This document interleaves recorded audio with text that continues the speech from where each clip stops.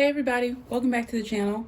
In today's reading, we are going to be getting into what is surrounding you. So I would like to pick our piles on camera. I'm going to shuffle and pick from this Wild Unknown Archetypes deck. And we're going to use these cards for you to pick your pile. So I'm going to go ahead and shuffle. Also, while I'm shuffling, I want to take this time. We're going to do our 30-second period of intention while I shuffle. So set your intention, what you would like to receive from this reading. As you know, we're getting into what is surrounding you. I'm looking at what's surrounding you energetically, okay? There might be messages that come up in regards to, like, you know, what's going on in your 3D world, like people and things like that. But I'm more so trying to focus on energetically. People show up energetically as well. Obviously, everything is energy. But, yeah, I really want to focus on the things that maybe aren't crystal clear to you. Obviously, there are going to be confirmations, but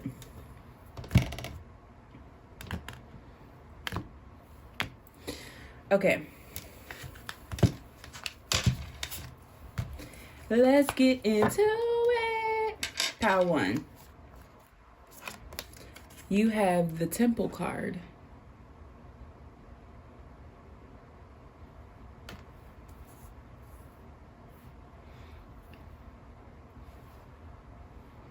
Pile 2. You guys have Eros.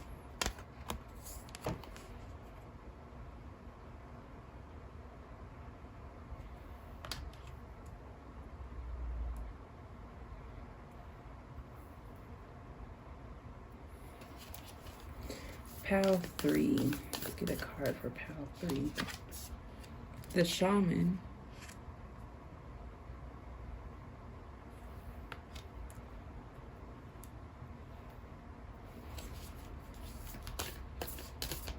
And Pile 4. The Castle.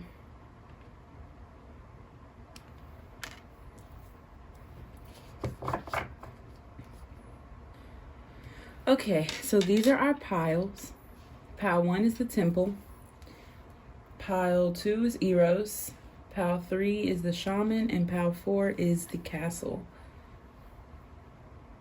Take your time picking, but don't overthink it, and I'll catch you on your pile. Okay. Hello, Group 1. Welcome to your reading. Today, as you know, we're going to be getting into what is surrounding you, so I want to go ahead and hop in. The cards that I've pulled for you, I've already pulled the main part of the spread. We're just going to be lastly getting into advice with our Ethereal Visions Illuminated Tarot deck.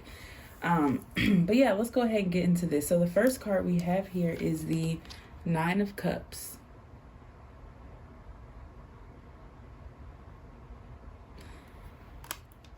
And that is being clarified by Gazelle. Okay, so what is surrounding you? Just off the cuff, what I get here with this Nine of Cups Gazelle energy is that there's something that you heavily are eyeballing, something that you have your eye on pretty firm. This could for sure be a person. I say that because the Gazelle, this is fire energy, but the Gazelle talks about a being who is very graceful. People love watching this Gazelle energy and all of its magnificence. It's just beauty. It is beauty embodied, and the way it moves, the way it carries itself, it's just, you or lots of people could love watching this Gazelle energy, whatever this is. But this card also talks about with the Gazelle that the Gazelle doesn't really get to enjoy the ethereal version of itself because it's hyper vigilant. It's always on high alert. It's always waiting for a predator, waiting to be consumed, waiting to be attacked, right? Because of its nature. The Gazelle is a very hunted animal as far as the food web goes. So, but with the Sun back here, I do feel like this Gazelle energy provides a lot of light for a lot of people. Like people maybe come to this person to get to the divine. yes, this energy is definitely like a pillar in the community. And it's definitely sought after by friends and foes alike. Right? Friends want to watch the gazelle. Some want to be the gazelle. Some want to eat the gazelle. Some want to, use its pelt and its hide as a rug or something, or hang the head up on the wall, right? This Nine of Cups talks about wish fulfillment energy. And as you can see on the little prince's face here, it is very enamored by this gazelle energy. This is what's surrounding you. You could place yourself. The gazelle is fire energy. Like I said, that's Aries, Leo, Sagittarius. And we have more fire energy with the tower here. This is Mars energy, Aries. And then Temperance, that's Sagittarius energy. But people could even see you as this gazelle energy. You could have a lot of people around you right now that are very enamored by you. If you've done a lot of growth recently, a lot of people see that and they really admire it. I'm getting someone in your family, specifically like a sister or aunt or something like that, a female figure in your family. The energy that I get from this person is that they're kind of like the cool aunt, but they're not reckless, right? They're very grounded, very compassionate, very motherly. This is like the aunt that would be great. That would be a great mother, but doesn't have any kids of their own. That's the kind of energy that I get from this card. But yes, this person could definitely be watching you and seeing you as this gazelle energy, like seeing you as like you don't even know how graceful and abundant you are, right? Like you don't even realize this light that you carry. How the light of the sun is behind you, is constantly always beaming. Let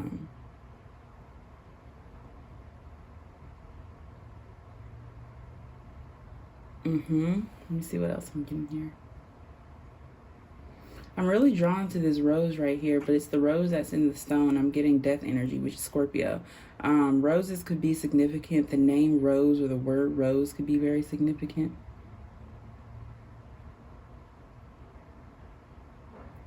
But yeah, whichever way it goes, if it's, you're the gazelle energy or vice versa, you're the Nine of Cups energy, there's definitely an admiration here.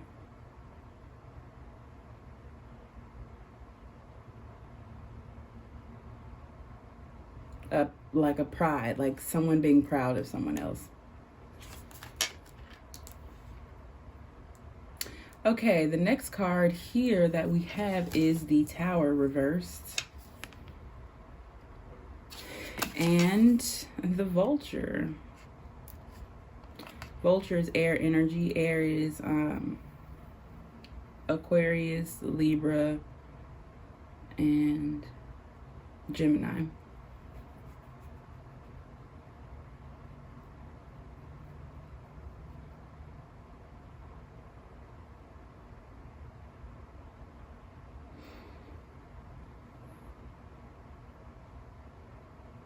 Okay, this message here is crystal clear. I am gonna look in the book to read the Vulture card because I haven't read this one from the guidebook yet.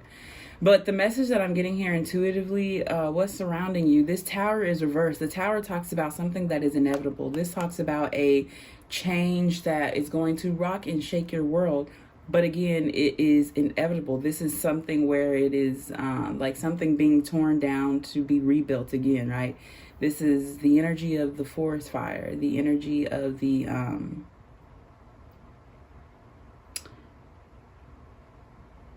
of devastation. It's reversed though, and I feel like that is because there's this vulture energy that is like seeking to protect you maybe from this tower moment, or like trying to keep this tower moment from happening. But the tower leads to enlightenment. So my question is, why would this vulture energy be trying to keep you from it? This could even be like a maternal energy, like a mother or someone who's trying to keep you from what they see as being hurt, or what they see as being a harmful, the potential to, they see this as being like the potential to lead you into a harmful cycle. Not realizing that this is what's going to keep it from happening, whatever perspective this Tower moment has to offer you. But let me read.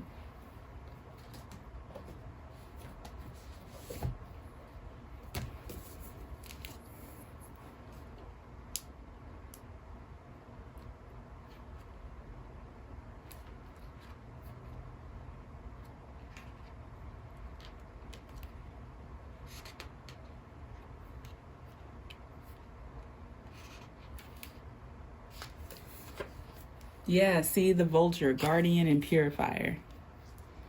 Essential for rebalance, right? That's this Tower. The vulture is perhaps the most misunderstood creature of all. This intriguing bird balances our ecosystem. I have read this before. And prevents the spread of disease. It does the dirty work that no one else wants to do and cleans up our messes. The vulture appears when there's a situation that needs to be purified or brought back into balance. Remember, the vulture is greatly undervalued. What you thought was a mistake or tragedy is a blessing in disguise. Exactly. When in balance, clarifies, reveals wisdom. When out of balance, dramatic, aggressive. To bring into balance, clean your space, sage. So, yes, that makes a lot of sense. Like I said, this vulture energy trying to like keep you from something, like it said in the book, like to cleanse, to purify, what they see as being something very detrimental to you. But this is a journey for you. I'm reading this book called The Alchemist. I'm sure you've heard of it before, but the story talks about a journey, right? Santiago going on a journey of discovering himself in the strangest and oddest of places. Things like this vulture card was saying that seem to be like a bad thing is actually a blessing in disguise, right? And that's this Tower moment. That is this, falling out of this airplane, but trusting the process that there's something to get when you land on the ground, right? It might really suck that this airplane is crashing, but that's a part of the journey, right? I get that this vulture energy doesn't really like uncertainty. They thrive off of like some kind of control. I heard lose control. When I say control, the vibes that I'm getting from this with the vulture energy is that this is a very patient energy. This is someone who understands like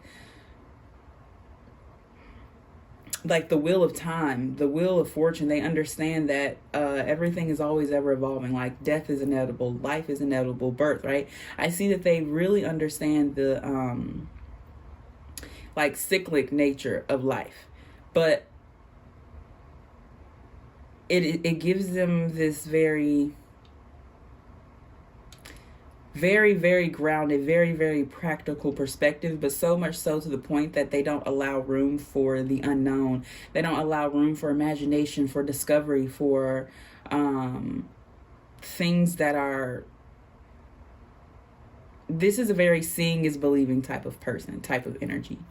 Again, they don't value uncertainty. They don't see what chaos is able to offer, but they do, right? When they see that chaos is what it is chaos, right? They see the role that chaos plays, but they don't really see like I said, like the lessons in it, right? Like they know that chaos is a thing, and they know they have maybe they've been through a lot in their life that has caused them to be very guarded and very like pessimistic. This is a person that abhors, they cannot stand naive people, or people who they perceive to be naive, people who they perceive to be like very like lollygaggish, willy-nilly with their life. This is a person who is like this feels like a 9-to-5 energy. You clock in, you clock out, you do what you have to do for your family, you take care of your home, and there's no room for fun, there's no room for games, or there's no room for uncertainty, really, right? This vulture energy definitely feels like it has a very heavy role like in your family. This vulture energy for sure feels like a family member, or like a coworker, like a boss, or like a mentor, someone that you've learned from or have worked under. But they are not very, They're spiritual people, but it's from a very practical perspective, right? Like death. They realize that death is inevitable. They understand the role of death. They understand.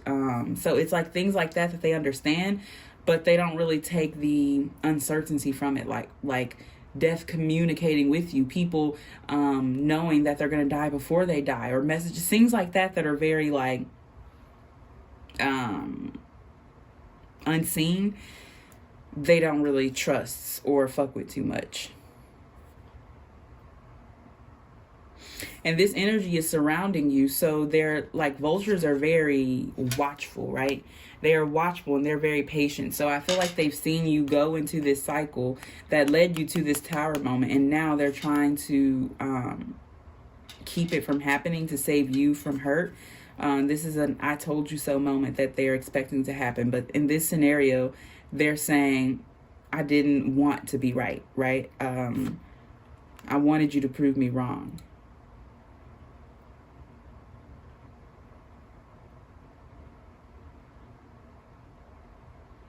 Yes, with this tower here, this could be a mother or a father figure.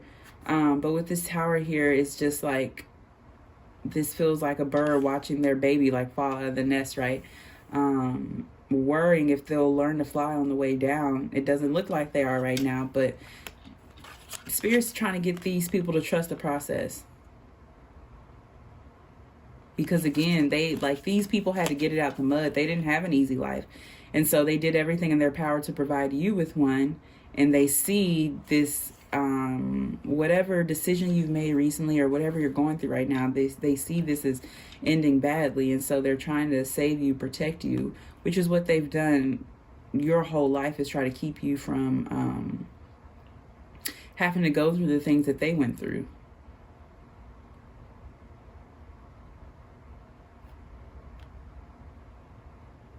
But yeah, you see this purple, it's kind of like seeping off of this energy. This is like divine trying to cool them down, trying to get them to trust the process. Purple talks about our crown chakra. So they're getting downloads, like the universe, the God's trying to tell them, like, trust the process, trust the process. Like, they have to learn. They have to learn. You have to allow them to learn, right? And that's so interesting, because with this temple energy, this card here specifically talks about finding sanctuary. This talks about like building and rebuilding your altar from what you already have. This talks about like finding spirituality, finding sanctuary in the most unexpected of places. This is about creating the journey and not allowing like just the journey to create and mold you. This talks about being like an active participant in your spirituality, and finding a place of service, and building a place to present an offering, right? Whether it be in your heart, in your body, right? Whether it be a physical altar, a physical temple. But yes, this talks about like coming home to a place where you receive, to where you can offer and give worship as an offering, but also where you're able to receive divine insight. The triangle is a very sacred shape. You could for sure be like in someone else's energy. Because with the triangle, I got like a feminine energy. I got water as well. So yeah, like a very feminine energy. Water is Pisces, Cancer, Scorpio. This feels like you finding, seeking your happiness. These yellows and green here. Yellow is solar plexus chakra. Green is heart chakra. This feels like you finding and seeking your joy and your happiness in the things that align with your heart, with your core value, rather than this energy right here, or this vulture energy where it's like just things that you already know to be true, right? This feels like a discovery of the unknown and allowing it entrance, like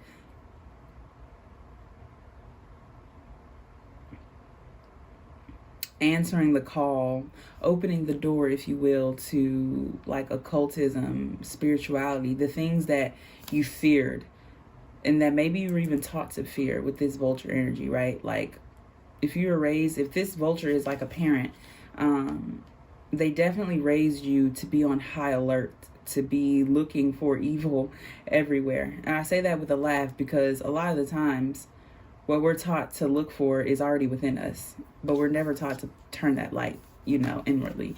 So the things that we fear, we end up becoming. But, you could even be trying to show this vulture energy or open them up to a different side of spirituality that already exists within them.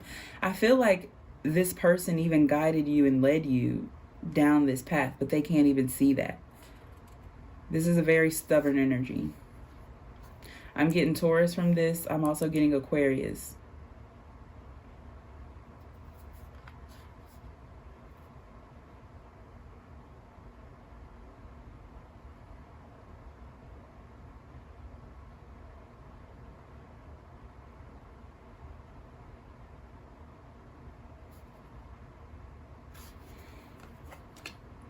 Okay, let's keep going. Next here we have the Eight of Swords with the Hawk.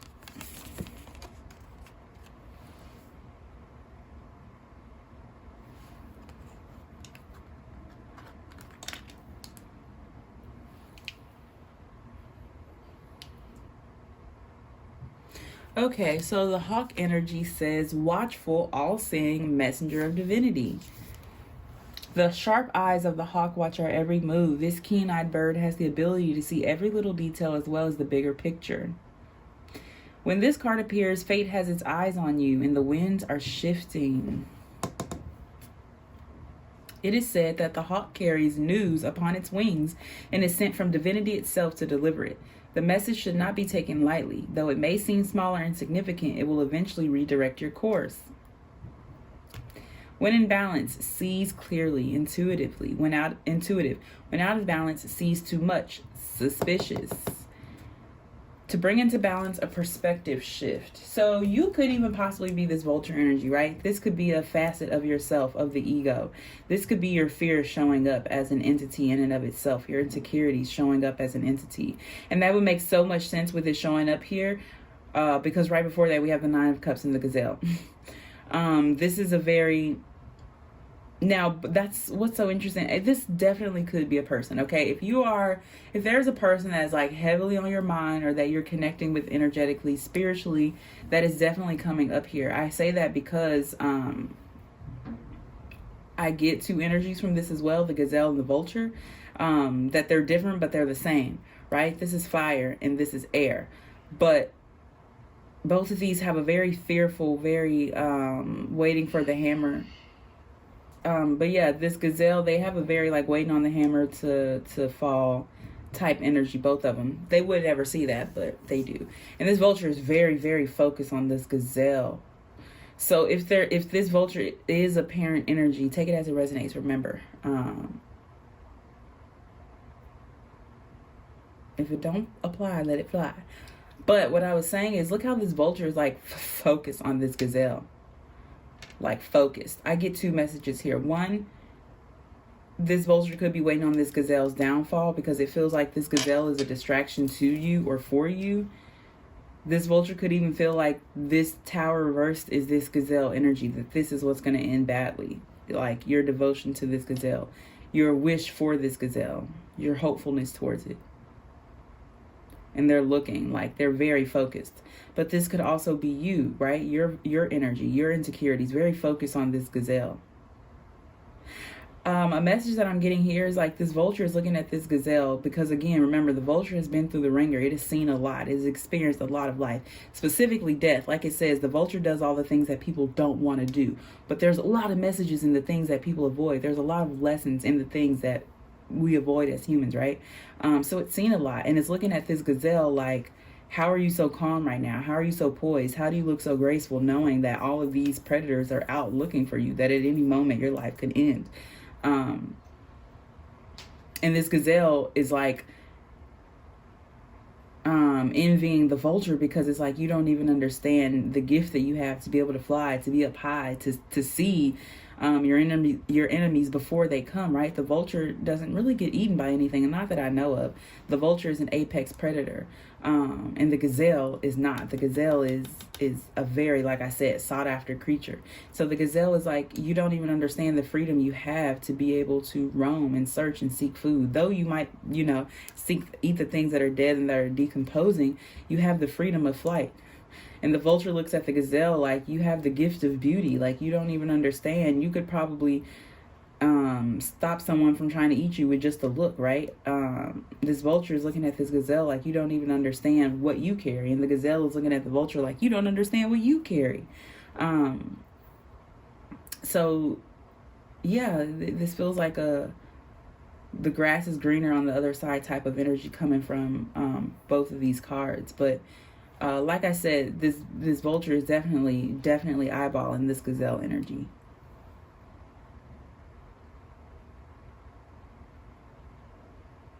And with the Eight of Swords and the hawk here, this is what's surrounding you. The Eight of Swords talks about being bound, being tied, being trapped, but being able to get out. All this prince has to do is turn over and hop to the other side of the wall, right? Or even just grab one of these swords to kill the snake.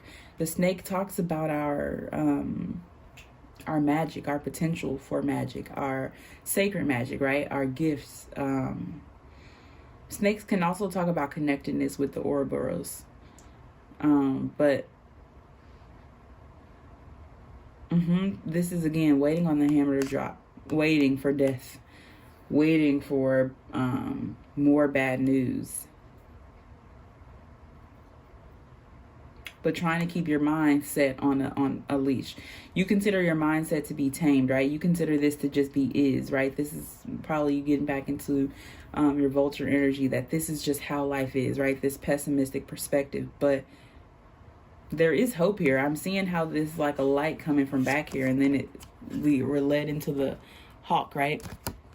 Which talks about a message coming from divinity. This talks about good news being brought on its wings. You're being watched very carefully, which makes sense with this tower reverse moment, right? This could even be where you avoided a cycle because you learned the lesson quickly. This could be you avoided having to go through something shattering, something that would destroy the foundation on something, because you received what you needed to receive quickly. You went to the temple, right? You sought forgiveness and atonement, and asked for a higher detached perspective, right? We got a lot of air energy here with the hawk, the vulture, the moth. All the swords. You got the Eight of Swords, the Nine of Swords. Lots of air energy. So this talks about our mindset. This talks about your mind. So what's surrounding you? You could definitely be thinking very heavily about a person, like a connection or relationship or a person specifically. And they could be thinking about you just as heavily as well with all of this air here, right? Another thing with all of this air moves very quickly, right? So what is surrounding you is a lot of movement. A lot of things are being put into place that you don't see behind the scenes. If you feel like you're stagnant right now, there's not a lot of things happening around you. There is a lot of movement going on spiritually. But remember what I said, this vulture does not pay attention to the things that are unseen. It focuses merely on the practical, merely on that which is seen. The gazelle is on high alert. It anticipates danger, right? So you're looking, but you're not seeing.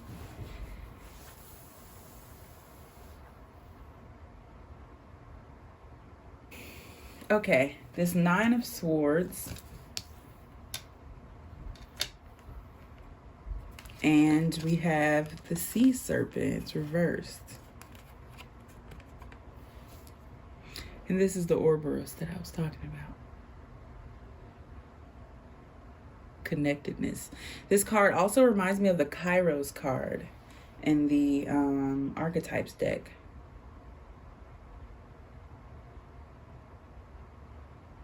I'll show it to you. The Kairos, because I want to read Sea Serpent.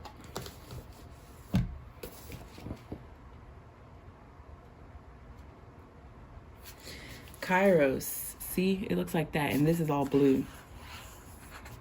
On the card, the same color blue that's in the Sea Serpent. But mythic time, synchronicity. See, look, it says, when light, alignment, ease in decisions and action. Remember I said with this air energy, we have a lot of movement, a lot of action going on, right? But it says when dark, fighting against time. The Sea Serpent is reversed. Maybe you think you have more time to make a decision about something than you actually do. Because like I said, a lot is moving, a lot is going on. Okay, now let's read the Sea Serpent. And the Sea Serpent is a spirit card. It represents the second chakra, the sacral chakra. This is, like I said, and it's reversed with the 9 of Swords, okay? So before I read, I just want to tell you what I'm picking up intuitively. The 9 of Swords talks about anxiety. It talks about sleepless nights. It talks about worry, okay? The gazelle energy, the vulture energy, right? I'm picking up a very deep heaviness. This feels like a premeditated sorrow. This feels like drinking the pain away before the pain has even come, right? This is, I'm getting devil energy from this as well. This is falling back into your vices because you feel like you already know what's going to happen, right? That's that vulture energy of your fears, your insecurities, making decisions for you.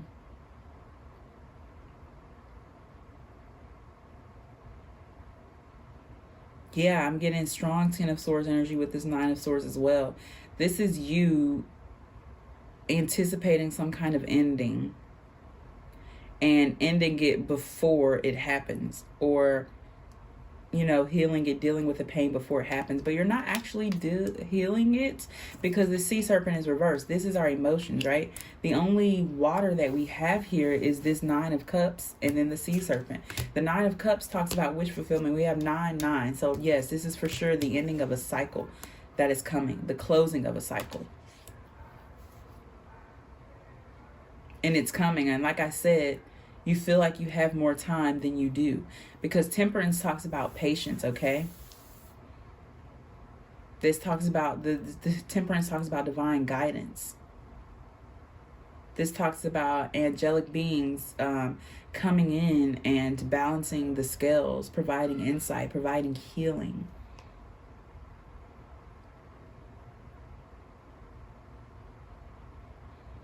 So all in all, Temperance, that was either your recent past or what is covering right now. This reading is what is surrounding you. So this could be an energy that is covering you right now, but and it's reversed. The Sea Serpent, I'm getting super, super strong King of Cups energy. That's Pisces energy. But this Sea Serpent reverse is like, yeah, like a burying of the emotions. This is a guilting of our desires.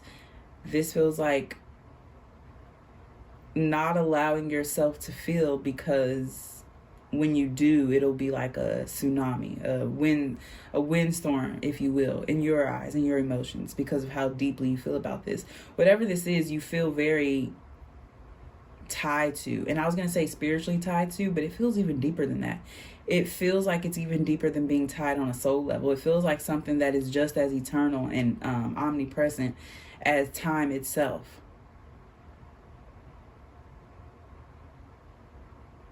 That this longing, that these emotions are as eternal and second nature as time.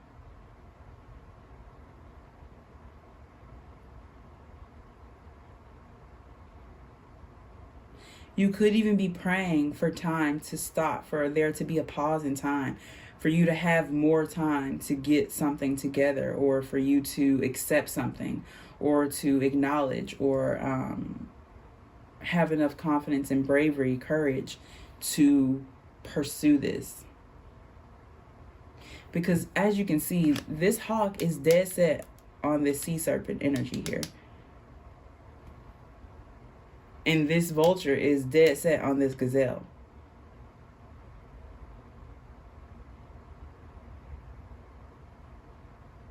This could even be a third-party situation. I hate using that. Oh, God, I just annoyed myself.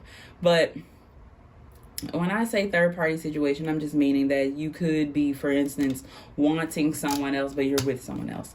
Or you could have eyes for more than one person. I don't feel like that's the case because the sea serpent is reversed, right? I feel like there's something that you want, and then there's something that you feel like, or there's something that you want, and then there's something that you feel like is just not able to be achieved.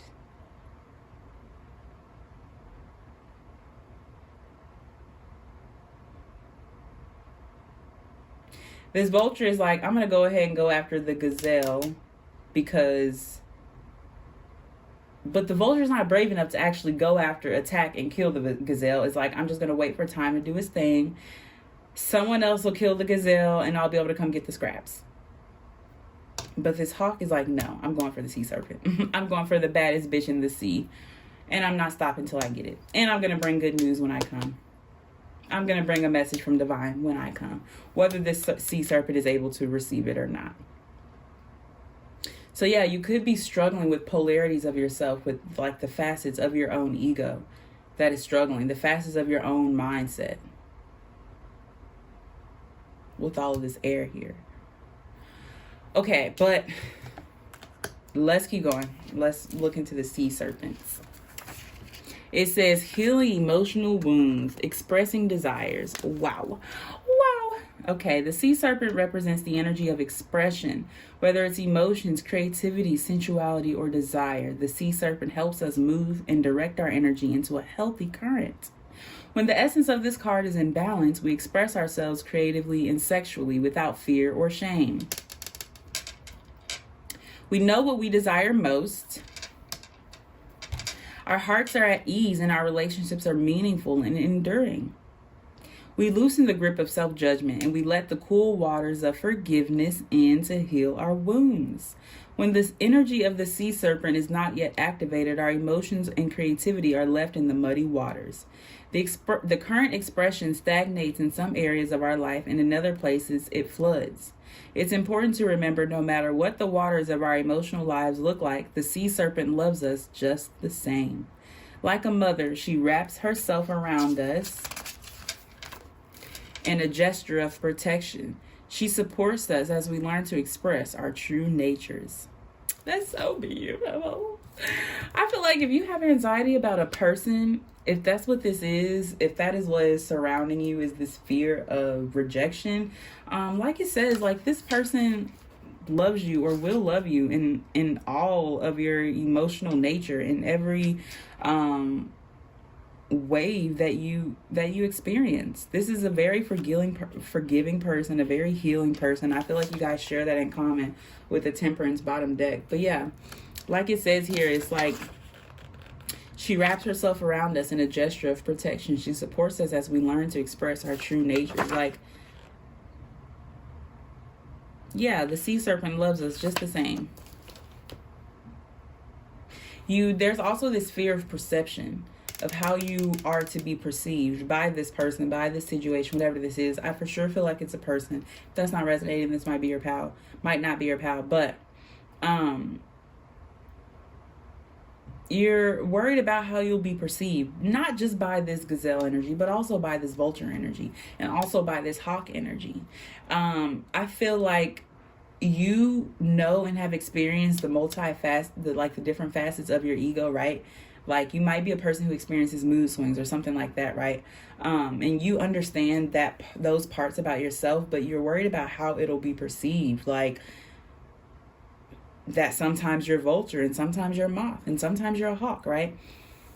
You're worried about what the vulture will think if you're in your gazelle energy, right?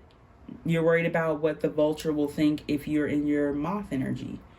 What will the vulture think if they see you, this hawk, going after this sea serpent. This unavailable sea serpent. It's reversed here. So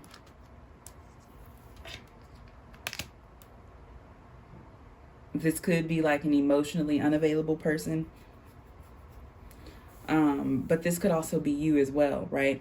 Emotionally unavailable, repressing your desires, right? We have the 9 of Cups and then right to the Tower reverse. Like, nope, nope, nope, not doing it, not doing it. I might feel all of this. I might want all of this. This might be my wish fulfillment, but I'm a little worried about the journey that it takes to get there. So I would rather just be up here, hang out, wait. Hopefully somebody come save me. Hopefully I get enough courage to get down from here. And then, yeah, I'm just going to worry and drink it away. You know what I heard? There's this song. It's called I'm drinking over you. It's a country song. It's so good. I think it's by like Little Big Town or something like that. It's called Over Drinking. I'm pretty sure though. But yeah. You could for sure be drinking to like assuage these feelings that you have.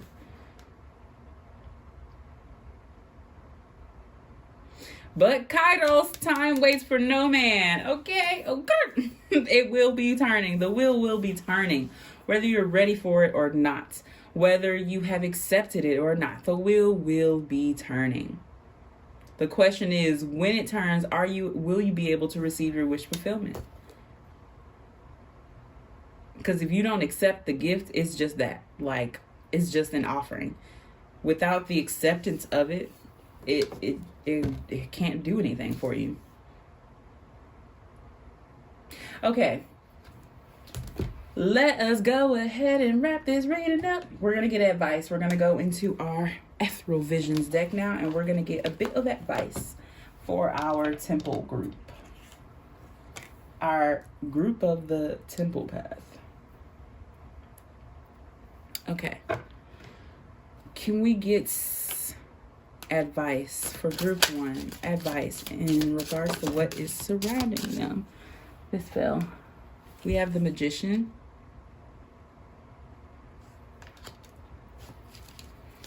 Advice for group 1 in regards to what is surrounding them. This 6 of Wands. This is like a mini King of Wands energy. King of Wands is Sagittarius energy as well. Aries. The Magician is Aries energy. Sometimes it's Uranus, Aquarius. 10 of Pentacles and the Knight of Swords. Okay.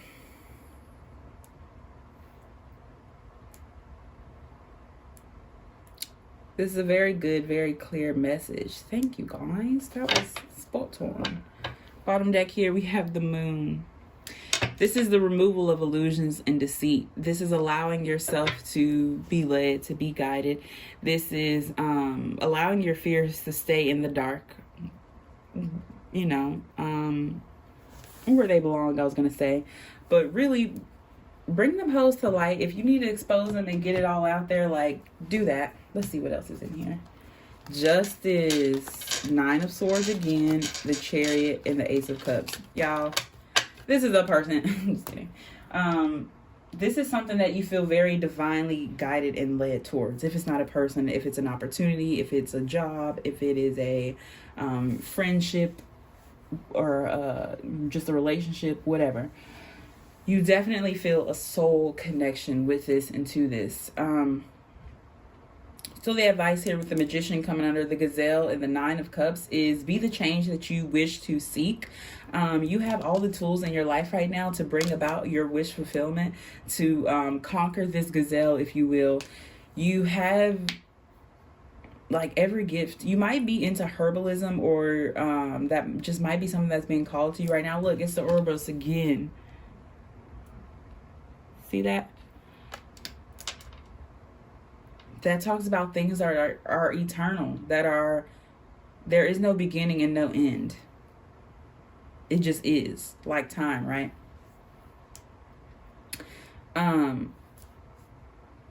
yes, you have all the tools that you need to create success in this situation, to bring about, to manifest the results that you want. You have that, right? Your advice is to do that, right?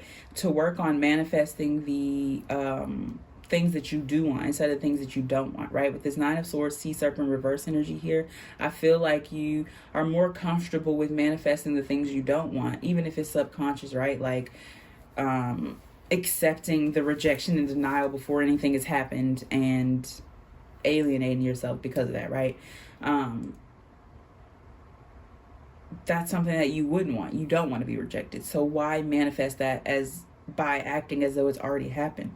Why not do the opposite and manifest what you do want? Act as though this wish is already because I feel like it's already here. I feel like you're already, if this is a person, you're already in contact with them, or there's already been like something here. Something has already happened. But you have everything that you need to create and manifest the reality that you want. Okay. Next, the Six of Wands coming under the Vulture and the Tower. Your advice here is to accept success, accept recognition, but also learn when to accept defeat. Defeat meaning that, okay, your insecurities might have gotten to you. Okay, they might have won this battle, but they have not won the war. You still have an opportunity to come out victorious. You still have an opportunity for recognition, right? Your advice is to come in with confidence, leave with confidence. Like, you know what you want, you know what you have to offer. If it's not enough for this person, for the situation, then allow them to tell you that. Allow it to be revealed. Allow it to be, right? Because you avoiding it ever happening is just stagnation. And the universe is literally not allowing you to stagnate anymore. Like, they just won't allow it. With all this air here, they're like, no. No. So something is coming. That came up multiple times, but allow success in this. Jewelry might also be a way, like if you're offering or trying to seek atonement or forgiveness, that came up, forgiveness came up. Jewelry might be the way to go. This person might like jewelry, or you might like jewelry if it's vice versa. Okay. Next here, we have the Ten of Pentacles, and that's coming under the Hawk and the Eight of Swords. So again, this is another message to allow success, but invest in your future. I feel like you are a person who knows what you want for your future with this Temperance Sagittarius energy. You might behave or be portrayed like people see you as someone who doesn't know what they want, who's just really like in and out and just non-committal, but you for sure know what you want. So invest in your future, invest in the things that you do want, right? And trust that whatever is not meant for you, whatever isn't in your highest good, whatever isn't in your highest alignment, it will come up and you will have the opportunity to cut that shit off. Okay. But yeah, this is a card saying invest in your future. This might also be saying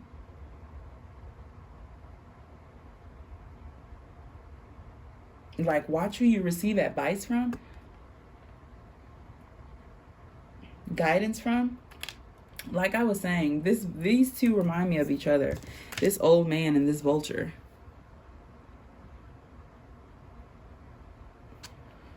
So this person means the best for you. They mean you well, this vulture energy. They just have a old world view of things.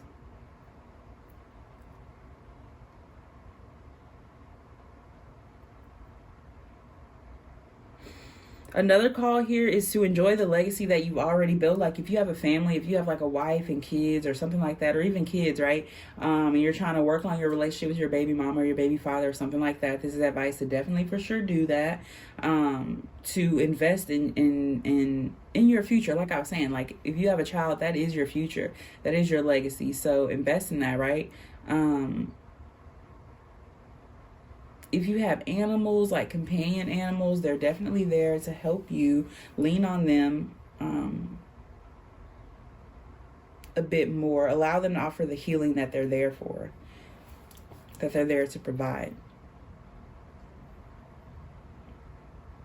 Yeah, this message I'm really getting, like, you can listen and take all the advice you want, but at the end of the day, you're in charge of your own decisions. You're in charge of your own life, right? Like, think this is like a think for yourself kind of card. Allow your heart to guide you and to lead. Okay, and then this Knight of Swords. This Knight of Swords is clarifying the Sea Serpent reverse and the Nine of Swords. Your advice here is the universe telling you to go for it, okay? The Knight of Swords is the fastest knight out of all the knights, okay? This is somebody who has a thirst, a quench. They have something that they want to know, something that they want to achieve. They're going to go after it. The horse might even be a little unsure, but this knight is like, no, I have a truth to reveal. I have a secret to share. I have knowledge to impart onto others and to also receive. I must do it at all costs. You could be watching like historical shows recently, like if they're not documentaries, just like timepiece type shows. You could be thinking about buying a bird, a parakeet, an African gray, an eagle. You might have thought about buying a fucking eagle. You could be very drawn to the color white recently. And purple, like an indigo kind of purple color.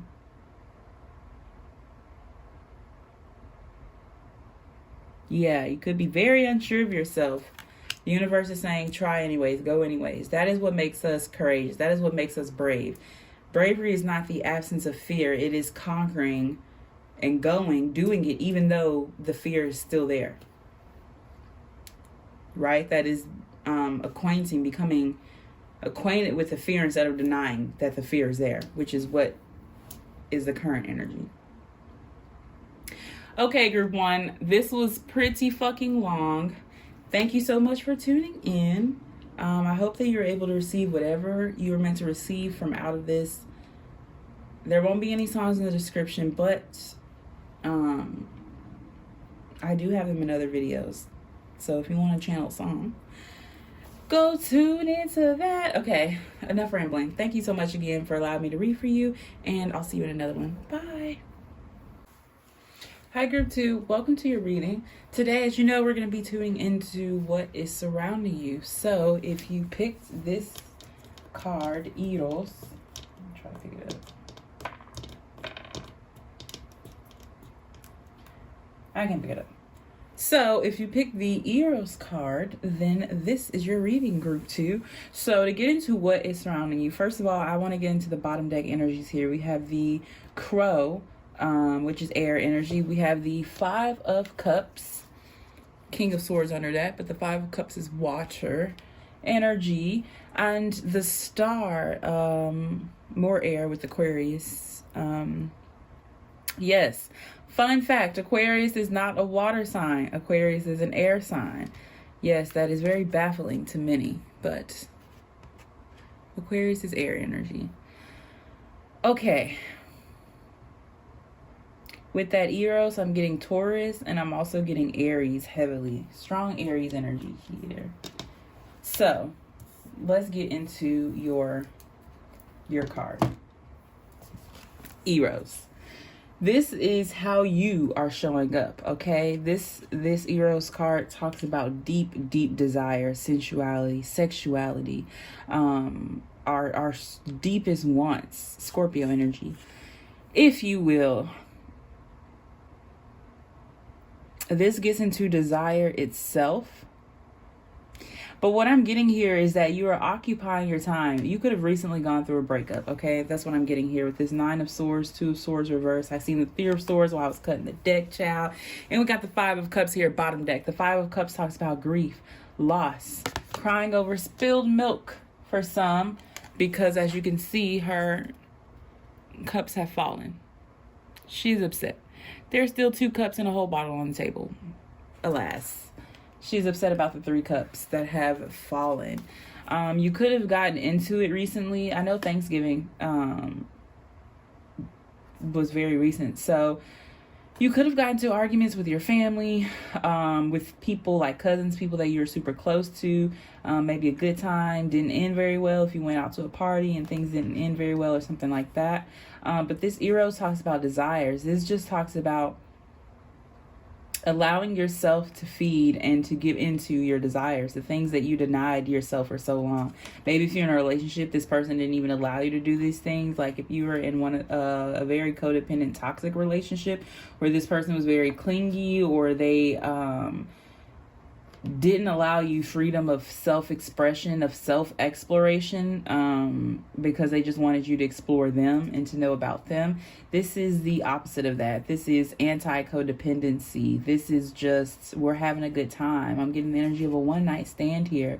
The energy of friends with benefits, of not feeling shame for your sexuality, your sensuality.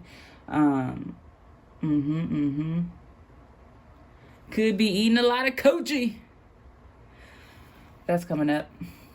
But yeah. Giving into your desires. So, this is the energy you're in, and then this is what's surrounding you, okay? Down here, with our animal spirit deck, we're going to be getting into the advice, okay? But up here, let's get into what the fuck is going on. With this crow energy, you could be heavily called to spirituality, some kind of practice, some kind of, like, structure in your spirituality. This feels like, this crow kind of looks like a mockingbird or a nightingale to me. Aha, a hummingbird under that. This is what I was getting the energy of. Not so much the hummingbird, but like a nightingale or something like that, which is very interesting. There's a lot of air energy. You have the Nine of Swords, the Two of Swords, the hummingbird, the crow. And we don't even know what's down here. We got Aquarius, that's more air energy. This Justice is even more air energy. This is Libra. A lot of air here, similar to Pile 1, a lot of air, okay? A lot of air. This is swift movement. That makes sense of why we get the one night stand, the friends with benefit energy. This is a very swift moving kind of energy. This is an in and out, okay? Very quick energy here. If you are an Aries, though, I will say there's something out of balance in your core, at your core, with this Magician coming up sideways, okay? I am getting strong Aries energy here. But there's something, Aries, my Aries friend, that you are avoiding, okay? Aries is not air energy. Aries is fire, but I feel as though you've put your fire to the side for now, and you're tuning into your air energy. You could be focusing on your Mercury sign. I did a... for our Manifest Monday, I do this on Instagram. So if you don't follow me on Instagram, you should tune in there because we do fun stuff some weeks. But 3 days out of the week, or 4 days, it's 4 days out of the week where I have like different topics for the day. And on Mondays, we do Manifest Monday. And this past week, we did kind of like this activity where we picked a planet that we wanted to focus on, or a house or a sign that we wanted to focus on in our natal chart. You could have picked Mercury, okay, to focus on your communication, your thought, your intellect, your action, your expression, okay, if you watch that. But yeah, this is definitely tapping into that air energy. You could have picked Uranus as well. If you're someone who avoids change and you wanted to work on your change, your growth.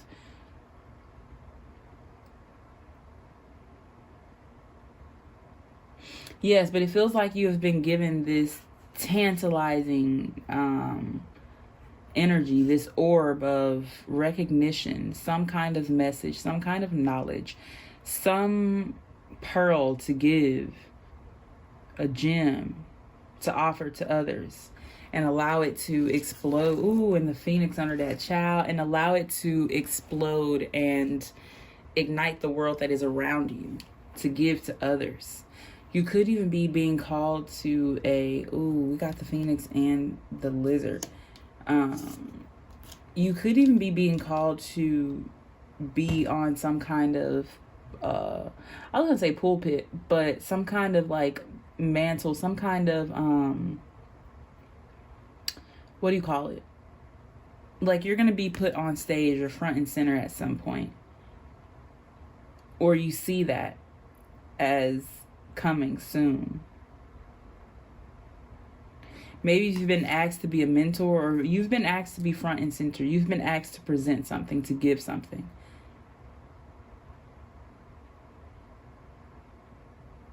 But this is allowing the light of the divine to wash over you. You have received the call, you have heard it, and this is the putting it into action, allowing it to inspire the world around you. Beautiful energy here. Beautiful, beautiful. Okay. Now, let's get into this Nine of Swords, Four of Pentacles energy here, child. This is the Nine of Swords. Show you up close. Look at that bird. It's a cardinal. You could be very drawn to birds as of late. Birds could be seeking you out.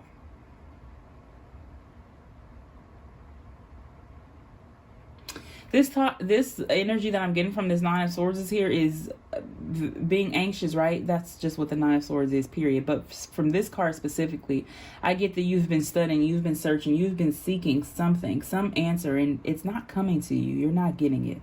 You feel as though there's something missing here. Something you're not quite understanding. But with this Four of Pentacles, the barrier could be that you're holding on to your past, okay? Because in this Nine of Swords, remember, she's very anxious about something. And the Four of Pentacles talks about like stinginess. This talks about hoarding, like fearing poverty. Because remember, after the Four of Pentacles is the Five of Pentacles, poverty, right?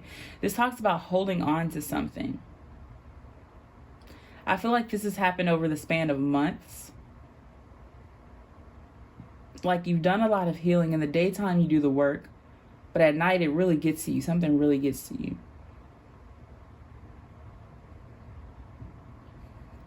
Like you'd rather stay up all night than go to sleep for this fear of nightmares. For this fear, something has happened in your sleep. Something has happened at night where now you fear being alone at night. There are messages being received here that are being ignored, I should say. Or maybe you don't see the significance in the cardinal anymore, and whatever this bird it is that's following you, because it seems like it's always there. Or maybe you're so lost in whatever this searching is that you don't notice what it's trying to tell you anymore. Seems like it's trying to tell you that there's some kind of new sunrise, some kind of daybreak that is very significant this time around, very important.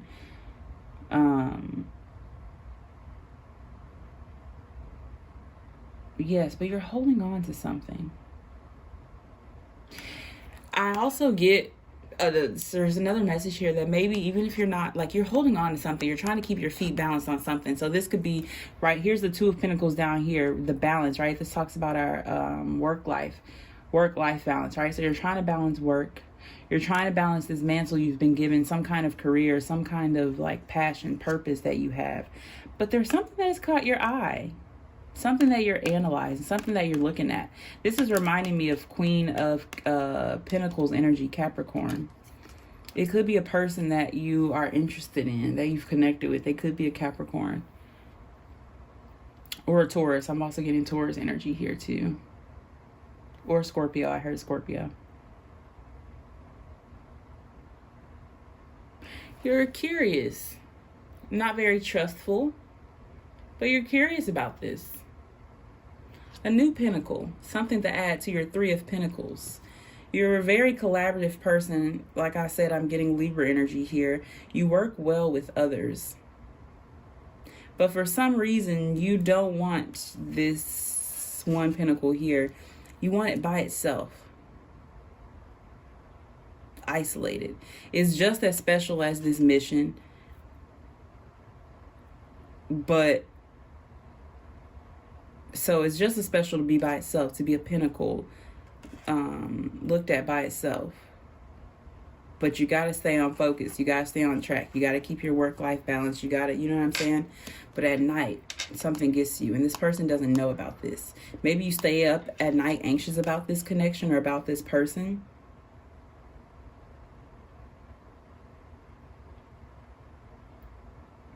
You could have a pet that's black. Like their fur is black. Red could be your favorite color. But red, I with the red cardinal, I'm getting cardinal energy, which is Aries, Libra, Cancer, and Capricorn. Which I got all those signs except Cancer. Okay. I want to see what your advice here is for this Nine of Swords, Four of Pentacles energy. But I want to say, before I get into it, that if you've gone through a breakup recently, justice will be brought to this situation. You're indecisive about something. Maybe this person reached out. As you can see here clearly on this Two of Swords card, there is a crow. There is a crow. This talks about indecision. This talks about just trusting yourself and the guidance that you're receiving from this crow, right? Whatever divine guidance, whatever divine insight you're receiving, trusting it, going with it, and just hoping that your aim is true, right? Trusting whatever comes from it. It's reversed. It's reversed. So this is a lack of decision. If an ex reached out to you, okay? Like I said, if you've gone through a breakup and an ex reached out to you and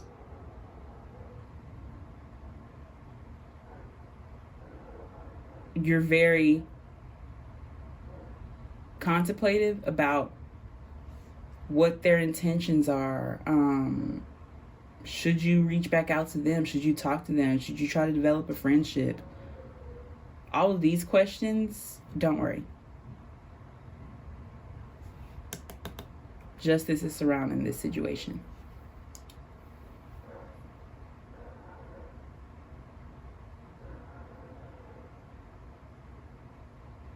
Okay, let's see. Advice. We have fire ants.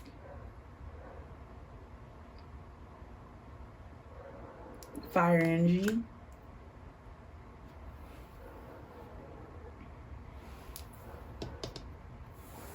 But something that I am getting intuitively, okay, with this fire ant energy is going back to the basics, because the fire ant is the first animal in the suit of fire in this deck.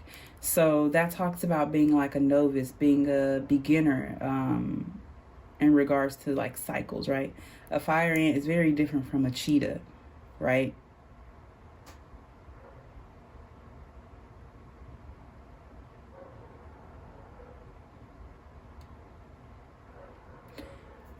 I'm getting here like working together to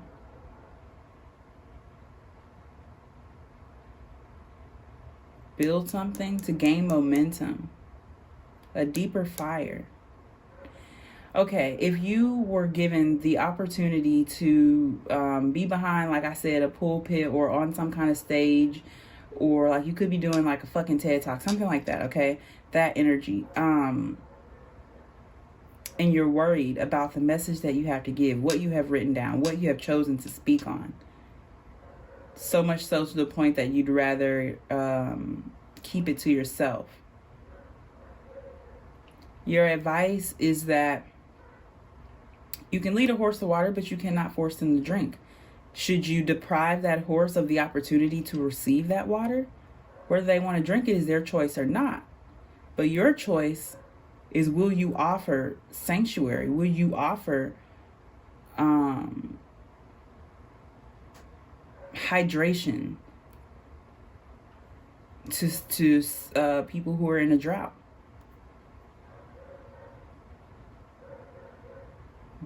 I get the energy that half of them will come and half will want to run away, but again, that's not your focus. Your focus is simply giving them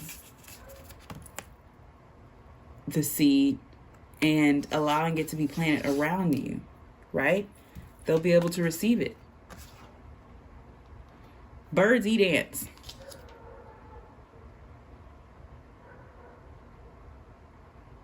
So this is like the energy of that. If there's enough of us, they can't get us all. What it feels like. A lot of air here, a lot of fire. Very similar to Pile 1. Let's read from the book for Fire Ant.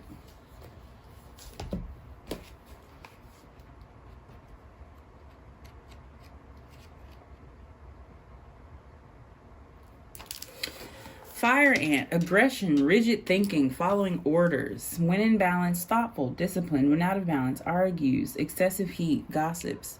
To bring into balance, solo time, walks at night. The nighttime is definitely showing up with that 9 of Swords. Fire energy flares up without us noticing. And remember how I was saying earlier with that 5 of Cups, you could have gotten into an argument with somebody in your family or something like that could have happened. It says fire energy flares up without us noticing. It's the force that attracts us to people and situations that feed our imbalances rather than those that counter them. Gossiping and blaming are a few indicators that misaligned fire energy is at play. You may also find yourself stewing on a person or situation, only making things worse. That's the 2 of Swords energy, the lack of making a decision, the lack of trusting, right? Your intuition or whatever. The 2 of Swords reverses the energy of overthinking, right? Like I said, there's tons of swords here. Swords is air energy that talks about our communication, our intellect, our thoughts, right? How can you break free from the drama and cool down? Fire ants are surprisingly sensitive. Don't pretend the heat isn't getting to you. Okay, like I said, if an ex reached out, they know what they're doing, babe, okay? They know how to get you. They know how to antagonize you. They know how to rile you up to pull you back into their graces. This is the energy of they don't care whether they do care, but it's not enough to stop them, whether your reaction is good or bad, right? They just want the reaction itself. They want to be in your energy with this Justice here. They miss you. They miss you heavily, okay? And they're definitely trying to hold on to you. They're definitely going back in the past. What's surrounding you, this 9 of Swords, is not just your energy, okay? Place it how it fits. If you're the person who is, looking and being sorrowful and mournful and thinking about the past and having regrets, but I'm also getting that could be a person thinking about you, trying to hold on to you, thinking about the situation. They see you as this crow, as this very blessed, divine person who has a lot of knowledge and a lot to offer in their divinity. And so, of course, who wouldn't want the energy, right? Who wouldn't want to be around that? So they're really sad. They're researching ways to get you back. If they know that you're in astrology now, they're looking up astrology. They're watching YouTube videos. They are watching you. With all these swords here too, I get that they are watching you, okay? Page of Swords energy. If they have you on social media, if you've blocked them, they are looking through a friend's account, okay? They're for sure watching. But they're looking at through the past, through their memories, what they've done wrong, what they could have done better, how they could have reacted better in that situation, right? And it's like building this fire up within them where they're getting like antsy, they're getting angry. Like, why haven't you responded? Why aren't you reacting to me, right? That's the energy of this person. They're trying to hold on to you as much as they possibly can, right? But Justice is here. What is meant to be? If it's meant to be, it'll be, it'll be. Okay, BB Rexa, come on, girl. If it's meant to be, it'll be. Right here, Justice. It says Jesus fulfilling the word. If you are a spiritual person or like a religious person, you are in the church a lot, or you grew up in the church or something like that, or just your church family or the church house has been very significant for you lately, or you've been super called into your religion, your spirituality, that's for sure showing up as something that is surrounding you, okay? So trust the process. But this person wants you to be in indecision and confusion, because if you don't make a decision, then nothing can happen. There can't be an ending. There can't be a beginning, right? There can be nothing. This is very similar to Power 1, but where they want there to be this pause in time where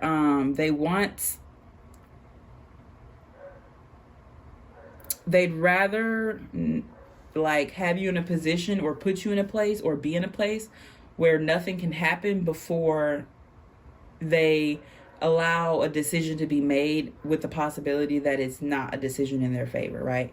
So for example, if this is somebody that you were to be courting or to be dating, right? Talking to. They're not going to come right out and ask you for a commitment because they're afraid of being rejected. So they would rather like try to pretend like they're okay with being friend zoned or try to friend zone you. But also get jealous if they hear you talking about other people, things like that, right? To just kind of keep this confusion so that nothing can happen, whether it's good or bad, right? Because their insecurities are so strong or so heavy with that Knight of Swords, right? This is a very anxious, very insecure person. So they do not like rejection or denial.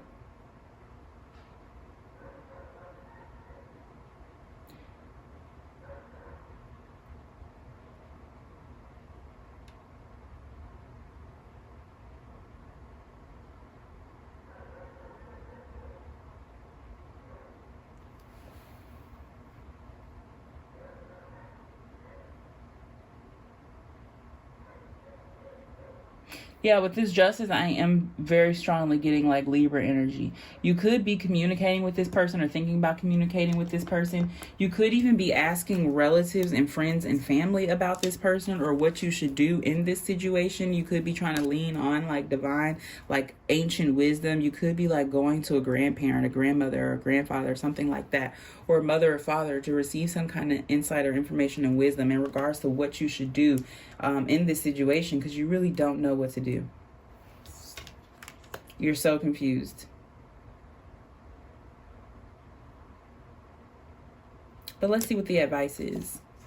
Vulture. This came up in pile 1. But the energy I'm getting from this is to trust the process, to be weary of anybody trying to convince you of anything or sell anything to you.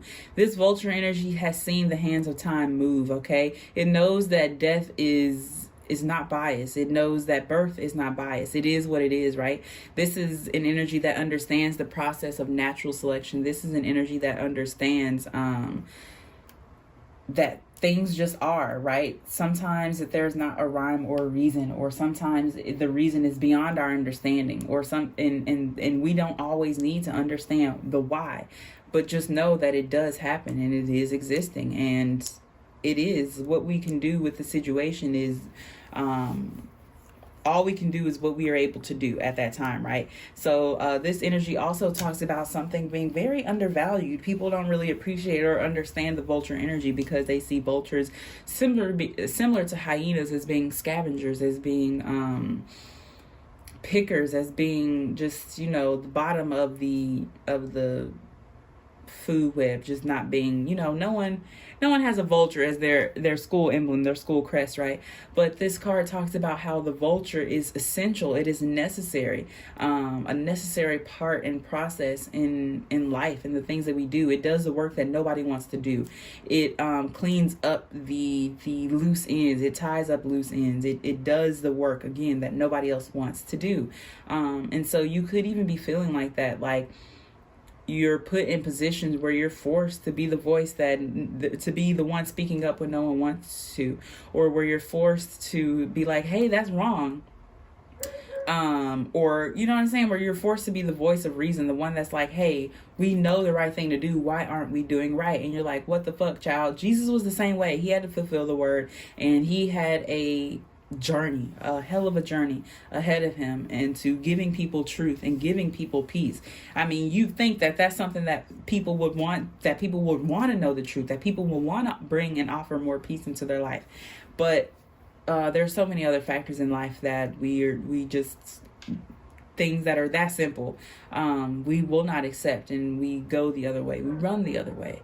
So your advice is to continue being the vulture energy, okay?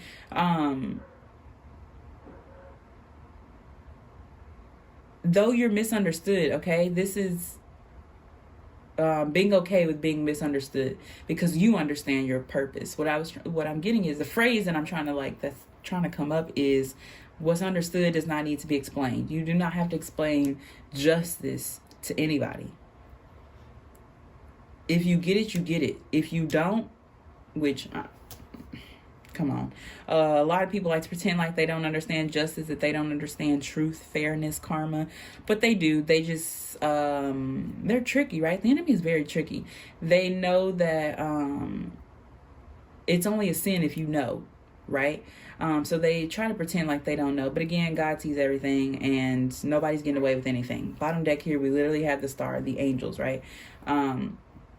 You are definitely very guided and protected. And so these people know that. They know. Why do you think they're so intimidated by this vulture? Why do you think they see you as a vulture? The vulture sees everything. The vulture is omniscient. It's all seeing. It's up high, right? It watches the destruction. It watches the life fully lived and the death come, right? It sees everything. And so there is this fear surrounding you. People have this fear of you, of what your truth. I get this feeling that people literally feel like you report their crimes to God. Like they feel like you tattletale on them. They feel like your presence is going to bring them karma that they've avoided for so long. But again, everything happens for a reason. Like we all have a role, a purpose to play, a role to serve. And if it's you bringing in to shut some shit down that should not be happening, that has been going on for too long, then so be it. So be it.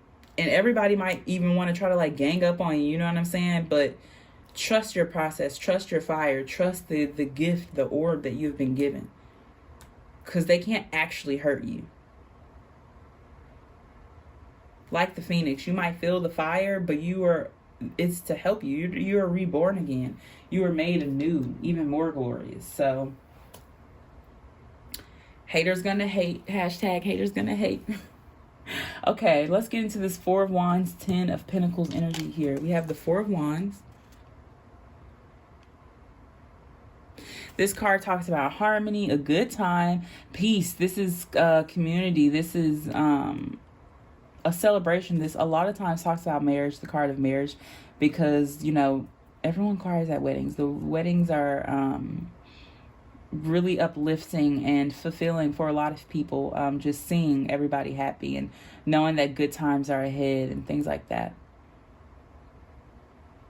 The colors we have here are the sacral, the root, the solar plexus, and the crown chakra. So those could be significant for you.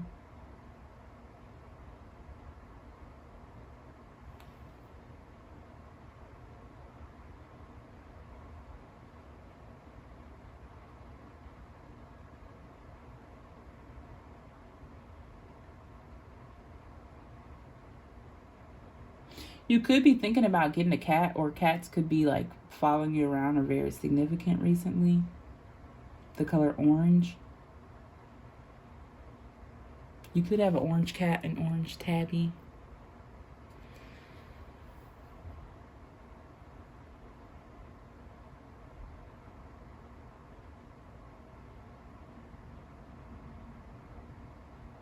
You could be thinking about changing your wardrobe, your fashion, or changing your hairstyle.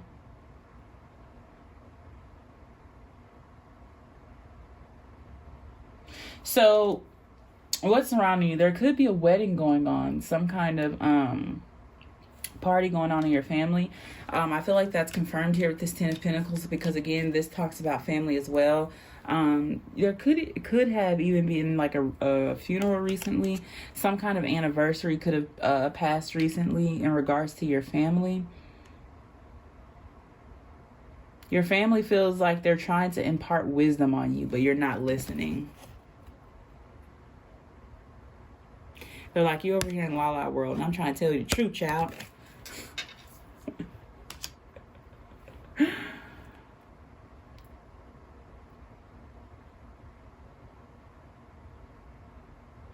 There's an elder in your family that's very sacred, they have a lot of divinity, very spiritually enlightened. I'm looking at all this purple, like the purple and the great sun on the robe. This is an ancient wisdom, an ancient soul in your family. I get that they're alive. They're older, very old.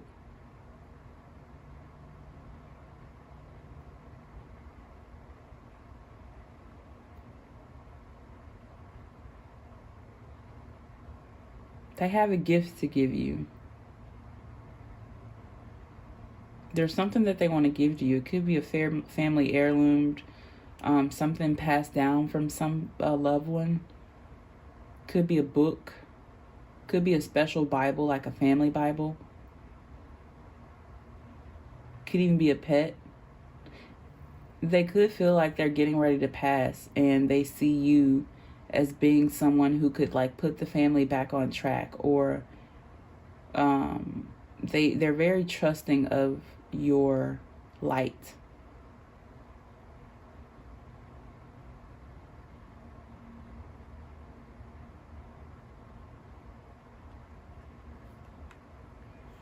You're not paying very much attention to this person right now. I get the feel that you definitely heed their calls. Like if they call, you're there in a second. But you kind of take what they say and the things that they say like lightheartedly. I feel like subconsciously you know that they're gonna, like, what they're telling you is gonna show up in your life in the future, or will have some kind of like strong resonance significance at some point in your future, but right now you're not really understanding it, so you're taking it lightheartedly. Let's get your advice. The Wabbits.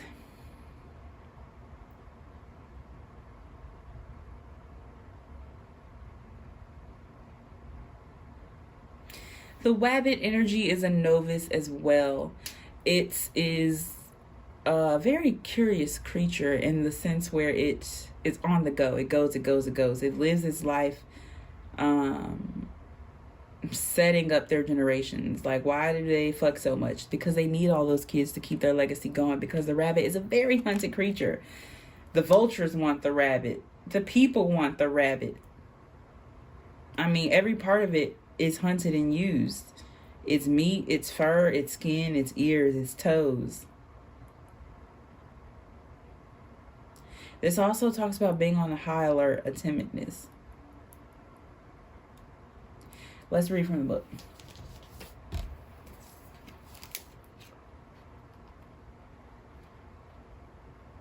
Your advice. Wabbit energy. Afraid of everything. Overwhelmed. Frozen. Yes. What did I say here with that Two of Swords reverse energy? And the Nine of Swords. Yes. Anxiety. It says, when in balance, sensitive, a problem solver, a good listener, which I feel like is your energy. But when out of balance, over-explains, talks fast. To bring into silence, a day of silence. To bring into balance, a day of silence. It says, the rabbit loves to remind his friends that someday the eagle will swoop down and eat him. He talks and talks and talks about it, so loudly, in fact, that one day the eagle hears and thanks him for the great idea. Rabbit energy is alive when we are scared, most often about the future, and we become our own worst enemy. We spin up a dust cloud of fear and then complain to others that we are lost.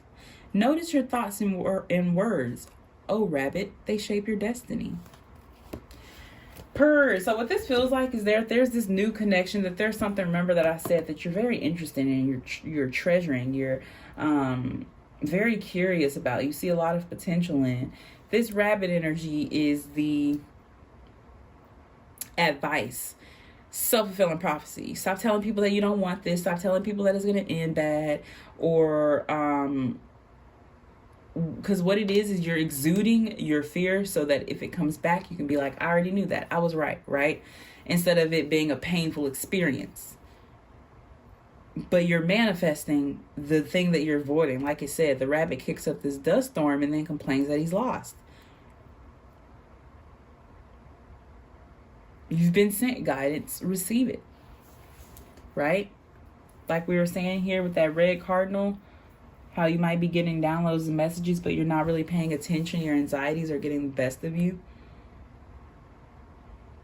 Which makes sense, because next showing up here is the Magician, and it came out sideways, which I recently learned was a struggle position. I always see sideways as being like the if or, right, Two of Pentacles energy, but I've never heard it defined as the struggle position, which makes a lot of sense, right? Like I said, if you're in Aries, what I was tapping in with this Magician here, you're very unsure of yourself. You're unsure of what to manifest, what to ask for yourself. You're unsure of your gift, your purpose. You're unsure of how you can be used, how you can help anything. What can you do with the Sword, a Pentacle, a Wand, and a Cup? What can you do with these things? What can you create, right? This is an unsurety, a mistrust of your gifts.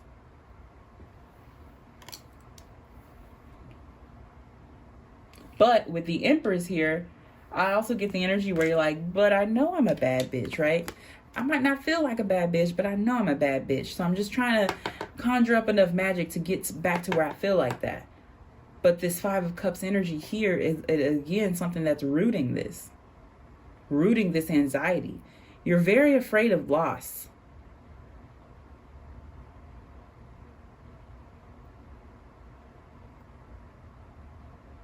Something could have happened in your past. Like I said, if you had a past relationship that was toxic or something like that, that didn't end well, somebody who you could have even seen living the rest of your life with, and it didn't end well, you're very afraid of investing in something else again. So much so to the point where you could even end up either suffocating it or just neglecting it because of the insecurity surrounding it. Because the Empress talks about the mother, the divine mother, the divine feminine energy, right? And so in this archetypes deck, not this deck, but the deck of the archetypes, it specifically defines the mother as someone who, while she is meant to nurture and protect, and that's what she's trying to do, she can also sometimes end up suffocating for fear of releasing, for fear of letting go, for fear of harm coming to her child, right? You could be trying to connect heavily with spirit right now, and you feel like it's just not working out with that Magician reversed. Like you just don't understand her. Or maybe you're like, I just don't hear from you. I can't hear you. You could be trying to connect with Venus energy. Like I said, I was picking up Taurus here. But Venus is Taurus and Libra. I was picking up Libra here as well. Yeah, with that Justice. Venus is Taurus and Libra.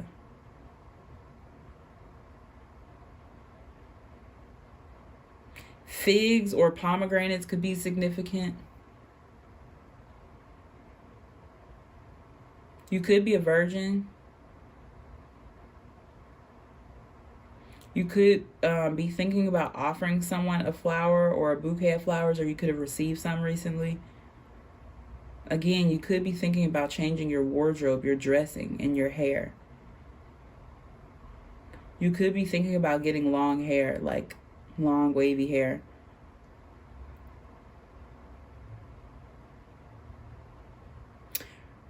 I suggest reading Revelation 12.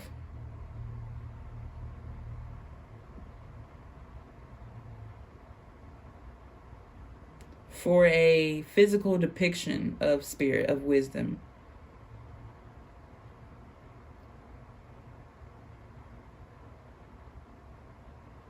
Like I said here, if you're trying to connect with Jesus heavily, or you have been connecting with Jesus heavily, that's showing up here. His mother is showing up.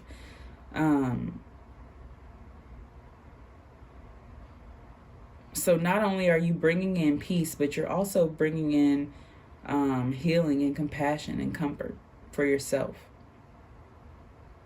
You could begin a lump sum of money soon. You could be very drawn to the color purple recently, or lavender or violet. You could be doing crown chakra healing or meditations, things like that. Or just tapping into the energy of the crown chakra, like understanding what it is and everything like that. You could be receiving a lot of downloads with that crow energy. Wisdom definitely has a lot to say to you. I will say that. Spirit definitely has a lot to say. She is speaking, like I said, with that red cardinal. You just might not be able to understand her messages.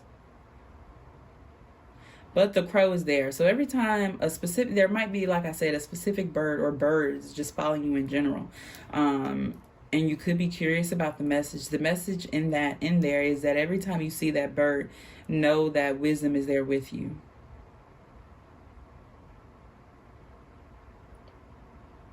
She's guiding you, leading you to something, on a path. So when you see it, it's that you're on your path. No matter how scary and unsure it may seem, you are being guided by a great light, a light that is within you, as we can see there on the Magician.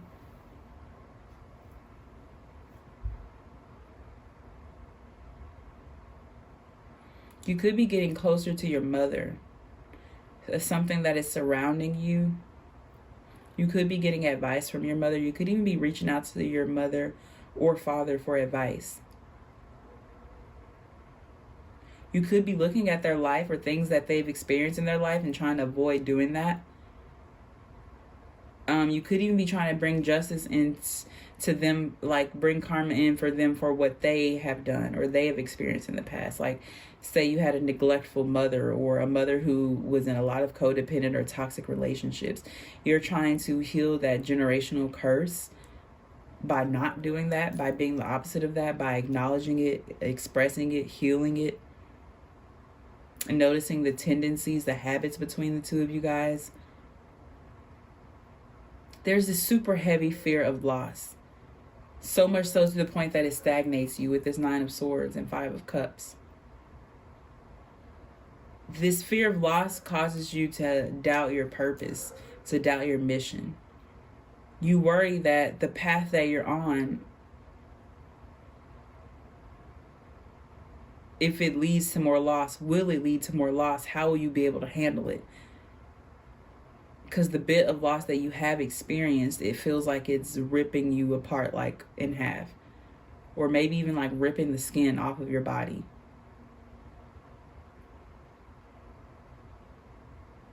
So you're unsure of how you'll be able to deal with anything else or anything more in the future. Like it was saying with this rabbit energy, the rabbit fears the future.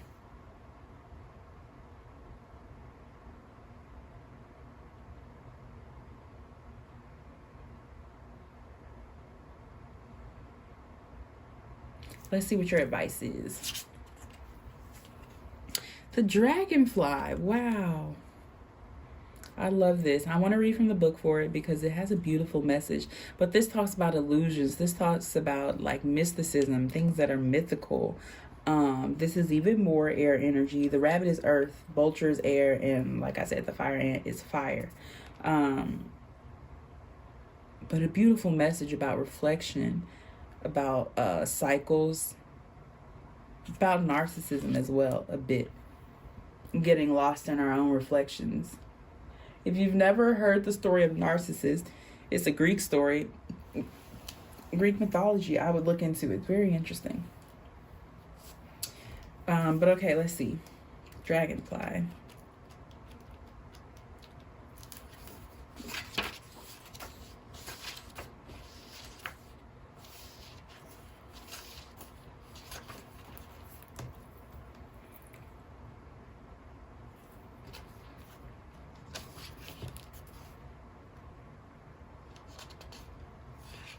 Something else I want to say, sorry I have the hiccups, that's surrounding you with that Empress energy, that is your energy.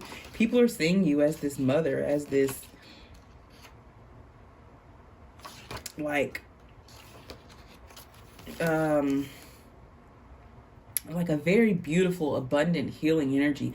People are seeing you as this divine feminine. That's how you're showing up. And like I said, it's intimidating people, specifically people in your family.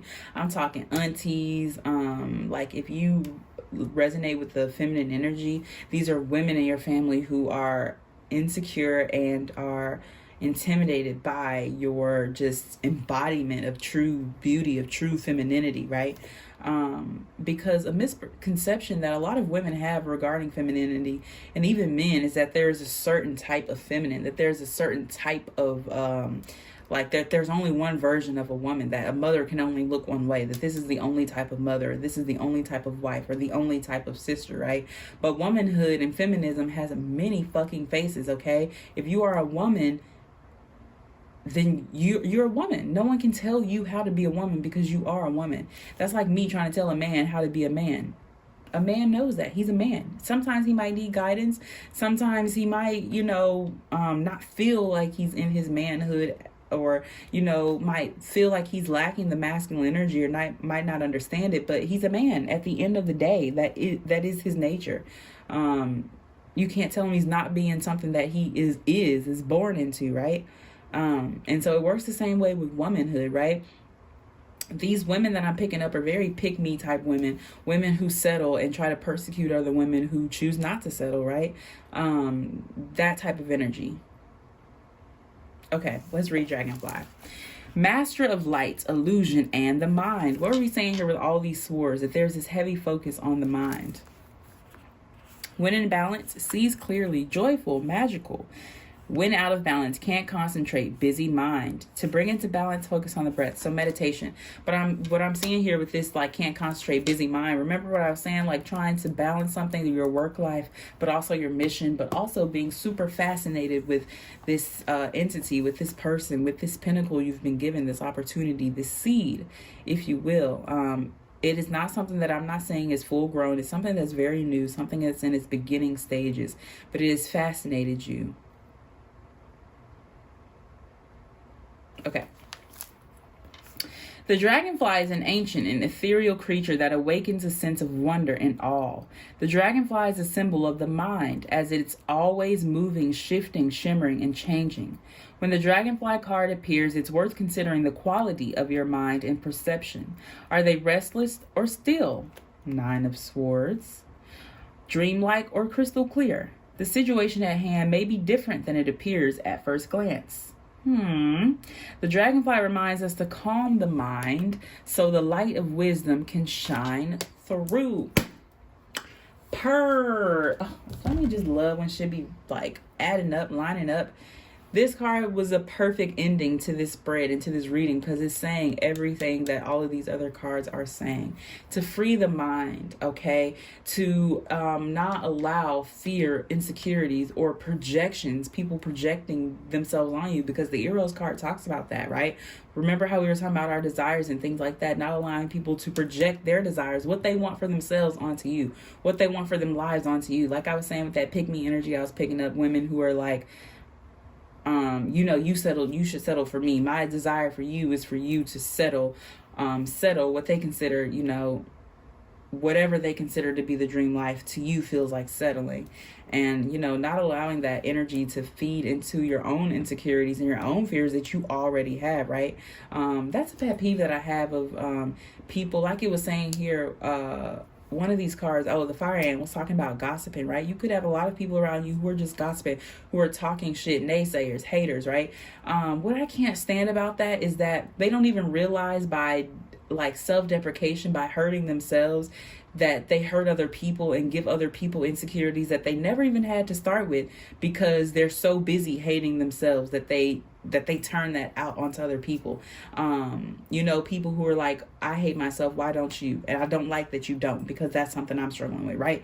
That kind of energy. That could be around you heavy right now. And Spirit is just saying, focus on you, stay your course, stay on the orb, the pearl that you've been given, the truth that you have been given, the karma that you're here to avenge for yourself, for your loved ones, for those who have passed on. Like, I'm really heavily getting this energy, and this could be from, like I said, someone who's passed on, an older energy, or someone who's currently alive in your family. There's 2 different energies here. There's one person who's already alive, who's very old, very older. They're directly telling you what they need to tell you. But there's another energy who is speaking through this reading, who's speaking through this channeling, who's trying to give you a message, right? With that red cardinal there, to not let up. Oh my God, you know what I heard? Don't allow other people to steal your joy. Like, period. Because your joy is one of the, remember how we were saying with the magician, you're like, what do I do with this? I don't know what to do with this. And this is this joy. You're like, what do I do with this? Because it seems like I get in trouble when I'm happy, right? This is a keep going. This is a calm the mind. There's a quote that I heard or seen recently. It's probably one in one of these guidebooks, where it says, the mind has many questions and seeks many answers, but the heart only has a few questions. So this is a call to get into your heart space, right? Like I said, there's tons of swords here. We're in our head a lot. There's tons of air here, but this is a call to get into the water, the heart energy of things, okay? Okay, we're going to wrap it up there. It's getting pretty long. Thank you so much for tuning into this reading. I really hope that this helps you and that you receive whatever intention that you set in the beginning of this reading. There won't be any songs channeled for this reading. We're just going to focus right on the messages for this. But If you want a channeled song, there are other videos that have channeled songs in the description. Anyways, thank you so much for tuning in, and I hope I get to see you in another one. Bye. Hi, group 3. If you picked the shaman card, then this is your pile. As you know, today we're going to be getting into what is surrounding you. So, without further ado, let us go ahead and hop into it. So, you picked this archetype right here, this card, the shaman. This talks about being obviously the obvious meaning of a shaman. A shaman is a healer, is somebody who is like involved in the mystic arts. So you could be interested or getting involved into like metaphysical healing, Reiki, alchemy, but specifically in this deck, it describes the shaman as a mix of 3 other energies, which is the mentor, which is someone who teaches, right? The student, someone who learns, but then also the mystic, a person who is able to tap into that spiritual plane, that like divine level of intuition, the soul of the world, if you will. Being able to tap into that energy and get there. So you could be doing these things right now. This is how you're showing up in your ego. I truly feel like you're searching, you're seeking something. You could be getting messages from your descendants, like kids that you could possibly be having in the future, or even grandchildren. You could be looking at jewelry or thinking about jewelry a lot. I get that. You could be going through like a divine awakening, like a kundalini type of energy with this snake here. You could be tapping into or awakening like potent magical energy, like protected magic. Like, I get that you could even be tapping into like your ancestry line of divination or mystic arts in some form or fashion. You could be being called to the colors red and orange recently.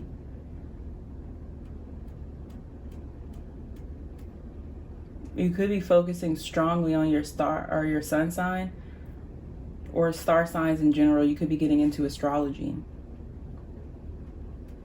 But with you showing up as a shaman, I feel like I'm getting Queen of Swords energy from this as well. Like, you could be auditing your life, friendships, relationships, cutting people off that don't serve you, getting into some kind of strong diet or some kind of like diet change with your food. You're listening to your body, tapping into your body, trying to do healing work for yourself so that you may be able to be a divine light, a divine healer for others. You could be being drawn to birds, the messages that birds have for you.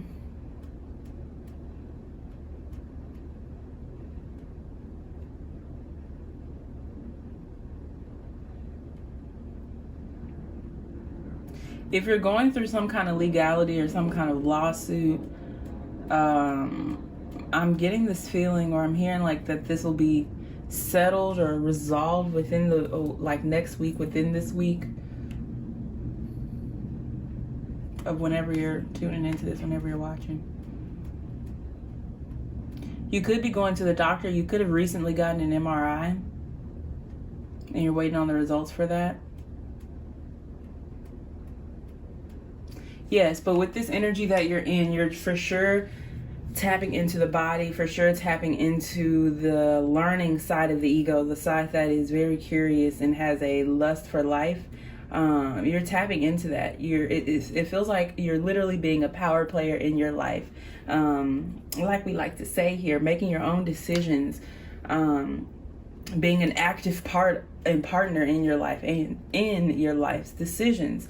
So, okay, let's get into here. This is going to be what is surrounding you. We got into the ego. This is going to be what's surrounding you, like I said in the intro, in an energetic level, an energetic sense. And then down here at the bottom, we're going to be getting into your advice. So, in regards to your tarot, we have the Moon, the Six of Pentacles, that says success, the Wheel of Fortune, and Art, which is temperance. And then bottom deck here we have the Emperor. So we pretty much have all major arcana here except the Six of Pentacles. Literally everything else is major arcana. So what that means is that there's very strong, very heavy major energies surrounding your life right now in regards to changes going on, in regards to divine intervention, in regards to this is a bigger picture, things happening bigger than you. You could be thinking about traveling. Africa is coming up. I just seen like a shape in the clouds, kind of looks like Africa, or South America even. I heard Argentina. Anyways, yes, you could be traveling, going somewhere, any of those places. But what I'm saying is major arcana means that these are big deals in your life. These are like, if life was a chessboard, these are pieces being moved around, okay? Again, and this is behind the scenes. This is something that you're not going to really too much see with your 3D eye, or this is more so like a culmination of things happening over a period of time, like years even is what I'm really getting here, of movement or of planning that is going on here. We have the Octopus bottom deck here in our animal spirit deck. So the Octopus talks about not really, it talks about like minding your own business, but in the sense of like potentially causing overexhaustion mentally. You could be getting a lot of headaches recently, like migraines, but this is like having a tentacle on a whole bunch of different things and becoming overwhelmed, disorganized. The Octopus is a very excited energy, but again, it can get into things that are not, that it could have avoided if it were to be focusing on its own thing. And that makes sense here because bottom deck, we have self-sufficiency. It says the ultimate self-sufficiency is relying on God. It doesn't mean hiding in a cave and saying, I don't need people. Instead, it's saying, God is my source and I am willing to receive all the help, love, and support that wants to come. Absolutely. So you could be being like a one-man, one-woman show right now, trying to get everything together, specifically in regards to your success, in regards to something that you want for yourself, something that you want for your legacies. And it could even be something spiritual with this Temperance here. But this tells me that whatever it is divinely like protected here. It's definitely, this is my spiritual pile. All of them are my spiritual piles, but this one is heavy divine intervention energy. Okay, so let's get into this. What is surrounding you? With the moon here coming up first at the front with the hummingbird. The moon can talk about secrets and illusions. It can also talk about portals to like other planes, other worlds, other dimensions. You could be having dreams about a specific person, or maybe dreams about a vision that you've had like for yourself. It could be a creative project I'm really getting here, or some kind of spiritual alignment, some kind of something that's within your soul's purpose here that you could be dreaming about, or that's really weighing heavy on you. Your emotions are potentially all over the place. I'm getting here. The moon is Piscean energy, but the moon rules the planet, or rules the sign Cancer. So you could have those placements somewhere in your chart, or you could be that sign. You could be thinking about getting another pet, another animal, if you already have one, like getting a friend for it.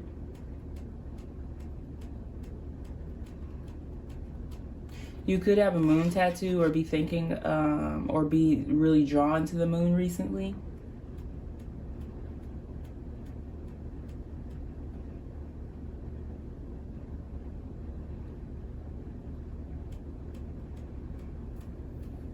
The word navy is coming up.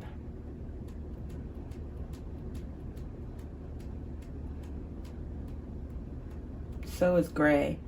Gray is like a name though.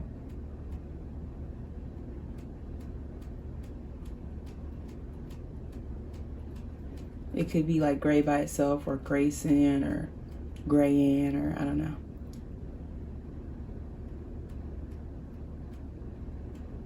You could be thinking about kids a lot, thinking about the kids that you're gonna have, or if you already have kids, you could be focusing on them very strongly, very heavily right now.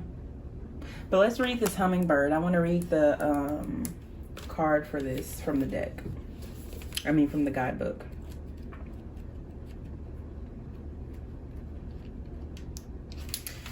Okay, hummingbird says positive, enthusiastic, spiritually resourceful. Okay, it says inside the tiny hummingbird resides an endless well of energy and positivity. The hummingbird's secret is that it has learned where to gather nectar, and it returns to these sources daily for nourishment and rejuvenation. This sacred elixir springs from many sources, but usually involves nature, creativity, and exploring spirituality. Follow the way of the hummingbird and you cannot go wrong. Every droplet of life becomes sweet, every moment worth savoring. When in balance, smart, curious, loves to learn. When out of balance, pushy, insistent, sharp. To bring into balance, take a class. So this is that student energy that we were talking about here with the shaman. Being excited about learning. You could even be learning about your emotions here, right? You could be really understanding and gaining what's that word, not emotion regulation, right? You could be super involved in or trying to learn and get control of your emotions. For instance, say you get bad news or you just wake up and you're not feeling the best. Instead of allowing it to take over your whole day or to decide your move for the rest of the week or your mindset for the whole day, you're like, okay, let me take this. What is my body trying to tell me here? What is my mind trying to tell me here with these emotions, right? And then you take gratitude. This is gratitude for the good, the bad, and the ugly. This is appreciation for the cycles that we go through in our life, right? Because the moon talks about cycles. This is appreciation for the journey itself, right? This is finding joy in the journey and learning where to go to gain your joy, to get your joy. For example, if you're feeling down, feeling sad, and you're like, you could be literally physically, spiritually, emotionally be getting drawn to nature, right? And then you're like, okay, this is something that helps me have gratitude, right? Being out in nature. Or if you are a person who's like, okay, I'm feeling angry, I want to, or I need to assuage this feeling. I need to put it in something, right? This is alchemy, right? This is what we were talking about in the beginning with Mystic's art, right? Alchemy, changing the very essence, the core of the nature of something, right? So take that anger and channeling it into baking, right? And you put it in the food, and your food comes out delicious, and it is the labor and work and pain of everything that you were feeling in that moment with their emotions, right? So it's that kind of energy of repurposing, of finding bliss, finding gratitude, finding nuggets of joy throughout your life to be able to go to, like it was saying here with the hummingbird, finding wells within your life that you can go to get nourished and replenished. Okay, let's see what the advice here is for this hummingbird moon energy.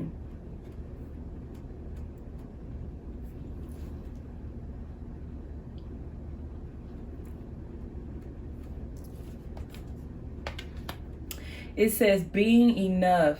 The innermost heart says you are enough. Nowhere to go, nothing to get, nothing to change. No need to grow more deserving. You, yes, you are love. So exactly, this is the advice pretty much for what's going on here. Another key, another token, another Mario Kart gold coin along the journey is to remind yourself that you are enough exactly where you are, in the trying, in the not trying, in the being and the not being, right? You're enough in every aspect, in every part of yourself.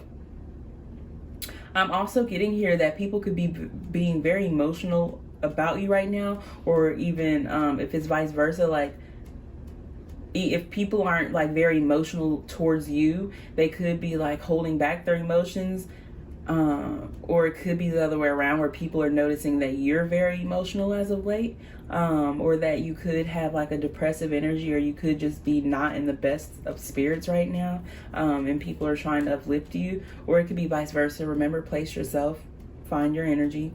And the advice here, people want to tell you, but specifically spirit, that you are enough.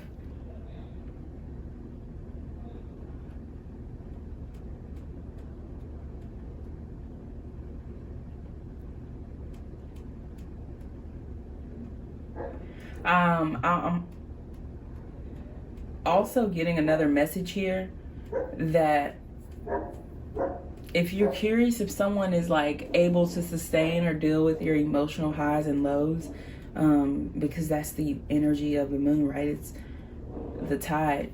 It's really, it really can't help it. But if you're wondering about that, like you could be working on consistency right now. Like, if you can't be consistent in your emotions, at least being able to be consistent in how you handle them. You're wondering if another person will be able to handle this inconsistency or these waves, these tides. And this is a message here that you are enough.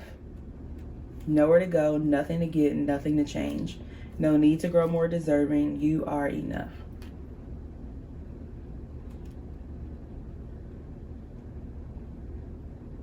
Your hair could be growing a lot or really fast recently.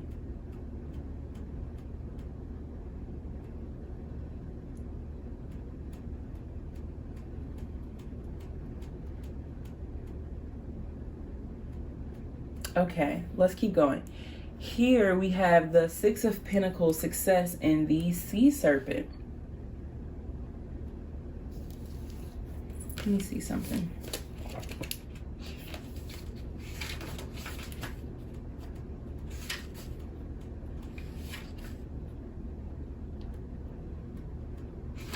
Yes, okay, this confirms. This sea serpent is talking about our sacral chakra, okay? And we were talking about Kundalini earlier, right? The Kundalini is typically represented at the root, at the base of the spine, right?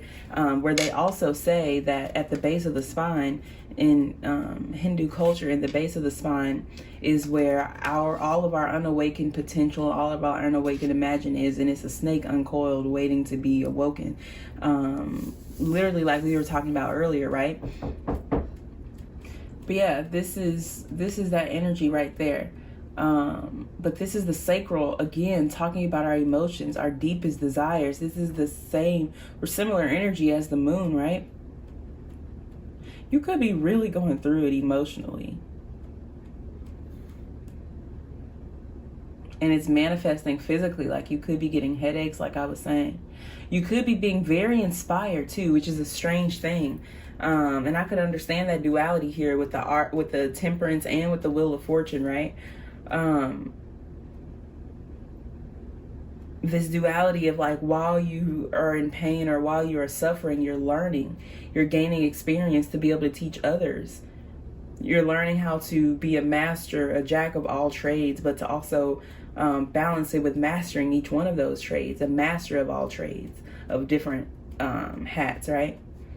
Of not being able to just wear different hats, but to be able to actually, like, you're a master at each one of them.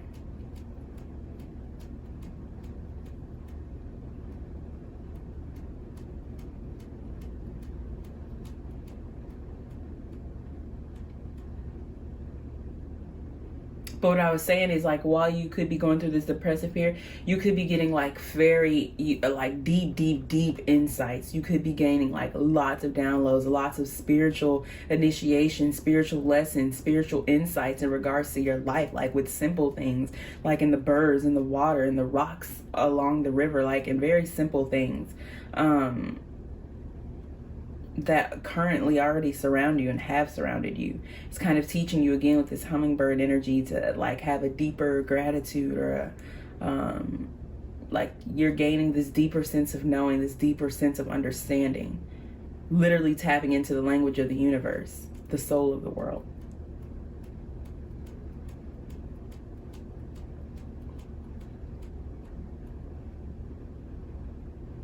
So with this Six of Pentacles here, like it says on this card, it says success. So success could literally be surrounding you. But also what I'm getting here is that, and I keep seeing stripes. Here's more stripes, red and white stripes, red and white with the moon here. You could be getting like a present. What if you get pregnant on Christmas? That'd be crazy. But like I did, I was getting descendant energy here from the jump. So that is a possibility. Someone could be thinking about giving you a gift. But it's a very like deep, heartfelt, something that'll be with you for the rest of your life, kind of a gift. But yeah, red and white could be significant for you. Those colors by themselves, or maybe like what they make together, like pink. Yeah, I don't know.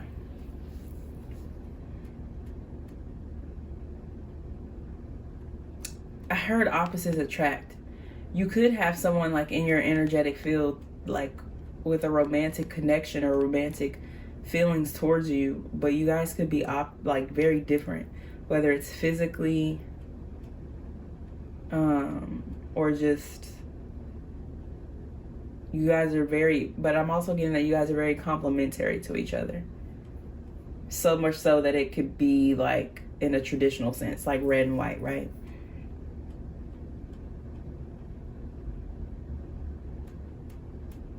But with this Six of Pentacles here, this is people wanting to be a blessing to you, wanting to aid in awakening this magic. Everybody wants a piece of the gifts that you have, that you're unlocking, that you're uncoiling right now within yourself. These colors here and stuff, this also reminds me of Kairos, one of the cards in a different deck, in the archetypes deck.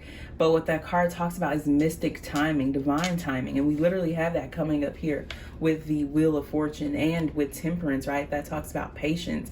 But I want to say with this Temperance coming up here with this Lamb message, one, with a lamb I'm getting, you could be getting a new car, a new vehicle. But what this talks about is this, and this vehicle is a sacred vehicle. It is a gift from God. I do want to say that. But this lamb with the Temperance is have patience in the messages that are coming to you, and the prophetic ringing that is in your ear, right? All the downloads that I was saying that you were getting earlier, right? You're getting tons of prophetic messages, tons of insights. Like, look at how their ears are up and open here, right? Tons of downloads. It could be through music or through word of mouth, or you could be teaching and giving. And that makes sense here with this Six of Pentacles, is that you could be being a giver of knowledge, of insight for other people. And what it's doing is planting the seeds for your future.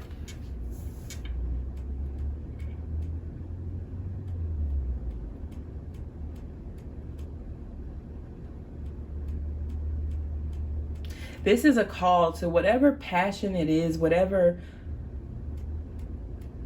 physical career-based pursuit that you have. But when I say career, I just mean career in the sense of like, this is your mainstream of income, be it whether you're an entrepreneur or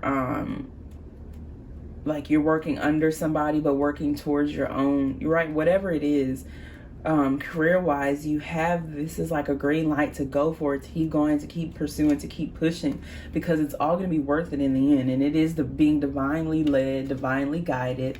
Okay, look at that. We got the Emperor and the King of Pentacles. This is going to bring you a lot of success, a lot of stability for those to come after you. Like if you have a significant other, it's success for both of you. It's like both of you are working on your success right now. Both of you are working on development, like growing, literally like the wheel turning with the King of Pentacles and the Moon here. It just could be in different aspects. You could be doing a lot of emotional healing right now, while this person is doing a lot of physical monetary healing, right? Where they're working through old debts, or coming together with a savings plan or financial plan for their future, for their Empress, right? For the other half of their whole.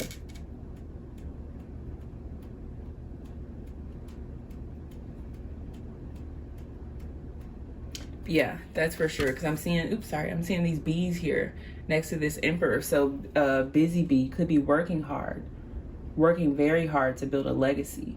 And this is also telling me, because look, he has the world in his hands, and look, there's a lamb down there as well, that God is working extremely hard on your behalf. He neither sleeps nor slumbers. It's inevitable. He's working for you to bring your happiness in, with this sun rising in the background, to bring you happiness, success, stability, like this childlike joy of understanding and being where you are. Look at this gazelle. You see the sun in the background with this gazelle here? Similar energies. He's protecting you. so that you can bathe in the sun and spread the word. But whatever it is, you have a green light to go for it, because it's going to awaken a lot of untapped potential within you.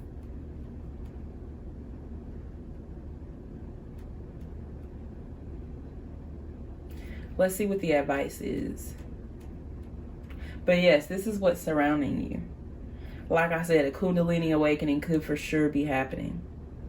I would look it up though, because I know for me, I had a misunderstanding of what it was. And it's not really like purely sexually based or based on like sex at all. It delves into way more than that. So let's see. Clarity. Let me trust my deepest instincts in all ways, especially when matters are unclear. May my own holy intuition always guide the way. So this is another card. Look at all these greens here. Man, super strong heart chakra healing. Or heart chakra energy, like with that moon, definitely in your heart chakra, which would make sense of why you're getting these creative insights and these divine downloads in regards to creativity, spirituality, and like working your career. They all go into each other. You could literally have a career that involves emotional healing or healing of the heart and spirituality.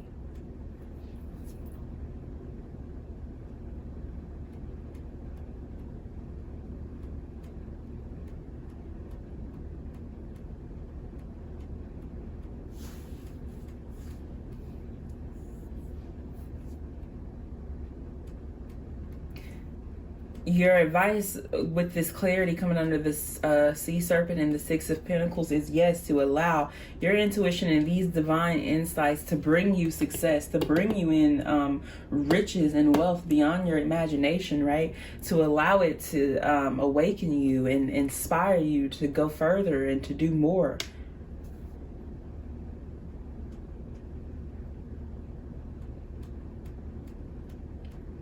This is another card talking about a path. And earlier I heard there's this message where it's saying, where it's like, lean not on your own understanding, but in all ways acknowledge the Lord thy God, and he will make your path clear. He will make it straight.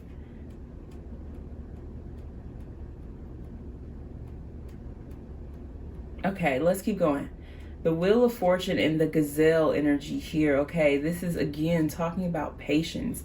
There's this energy surrounding you of someone waiting for divine karma to come in for their Gazelle energy.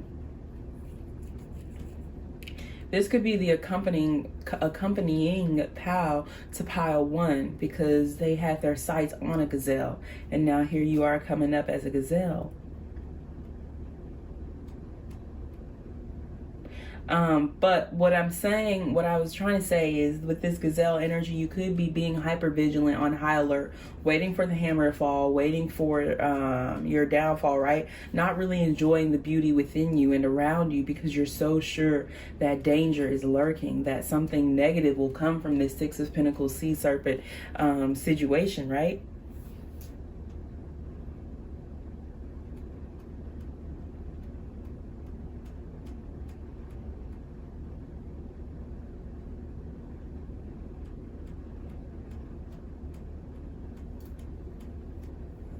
But this gazelle cannot be a gazelle forever. At some point, it'll have to phase out, right? Phoenix energy here of like growth. I'm surprised the freaking Judgment card isn't here. But this is what it feels like. The conjunction of the Wheel of Fortune, Temperance, the Emperor, and the Moon feels like judgment. Like coming up out, shedding old skin. Maybe it's old habits, old beliefs, old cycles here with the Wheel of Fortune, balancing out the scales of karma, like justice coming in, allowing your angels and allowing God to come in and heal this situation, right? Night times could be difficult for you. You could have trouble at night recently, like sleeping.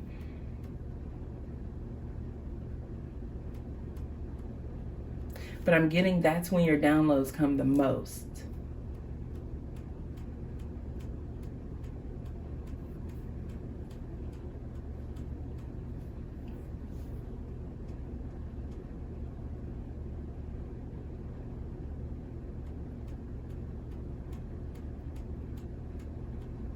You're doing a lot of generational healing, a lot of spiritual healing. Whether you're learning about a facet of your spirituality that you didn't know about before, whether you are breaking barriers, whether you're breaking misconceptions or mindsets or viewpoints around things that are around a specific thing even, or around spirituality, but that has gone on and has been like a part of your life. For example, if tarot has always been this thing in your family where it was not a positive reaction or emotion or anything positive that surrounded it, and now you're doing tarot, right? Breaking down the misconceptions, breaking down the mindsets that we have around these kinds of things, magic as a whole, right? You could literally be learning about magic, learning about Father Time, learning about the divine, right? And finding how all of these things show up in your everyday mundane life, but also how you'll be able to help people with the knowledge that you've learned from that, how it has helped heal you, and how you'll be able to help others and be able to heal others. You could be getting into being able to read ruins, or I was gonna say hieroglyphics, but there's a word I'm looking for here with this.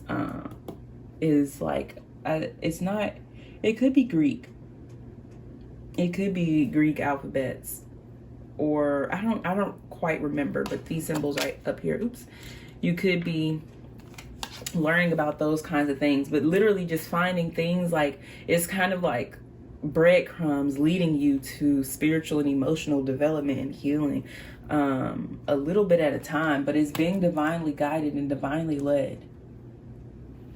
You're so worried about it though, so worried that it's going to lead to your downfall, your ending. Let's see what your advice here is. Compassion. As you pray each day for greater compassion, a new self is born, drawing new people and experiences. Dear Lord, help me feel ever deepening self-acceptance. May I see myself as you see me. Your advice here is to have compassion for yourself in this journey. Like, if you're new at this, or this is something new that you've never done before, no one that you know of in your family has done it before, you have no one to ask for, have advice for, take it easy on yourself. You have learning to do, you have growing to do. It's going to take time, trial and error, patience, help, right? Insight, your highs and the lows, right? But have compassion for the journey. Find joy in the journey, which is what you're doing, right? It's surrounding you. So pretty much your advice is to like keep going, trust the process, like open up to the truth and the clarity that you are receiving, because I feel like it's positive, and you kind of, not that you want it to be negative, but self-fulfilling prophecy. You're like, I know I'm always right, or I'm right most of the time, and you're on high alert, you're anxious. But something I like to say is that when you're scared, when you're anxious, it's not always because you're in danger, or even if you are in danger, the danger comes from newness. The danger comes from the unknown, but it's not really actually danger. It's just that it's new, so you don't know what to expect. So immediately your anxiety center within you, your protection center is like danger, danger, danger, danger. We don't know what this is. We only trust things that we know. And you're going into something you don't know. So your advice here is to trust, to have compassion. Pray each day that you get greater compassion and ever deepening self-acceptance for yourself, so that you can see yourself as divine sees you, as God sees you, right? And you'll understand your power. I mean, you're showing up here as a shaman. You definitely have something to offer, not just yourself, but others as well. And being able to accept help. Like I say, you're getting a lot of divine insight, a lot of downloads, right? Accept it, incorporate it, allow it to move you and to heal you and to aid in this journey. Okay, here with the art, the temperance, and the lamb here, like I said, what's surrounding you is divine insight, healing. These are your angels. These are your guides, right? Balancing the scales, balancing things out for you. This yin yang symbol right here, I don't know if you can see that right there. I'm getting twin flame energy from this. This could be divine coming in and like speeding up the process allowing you guys to see the value in each other, to understand what you have to offer each other. Literally, union.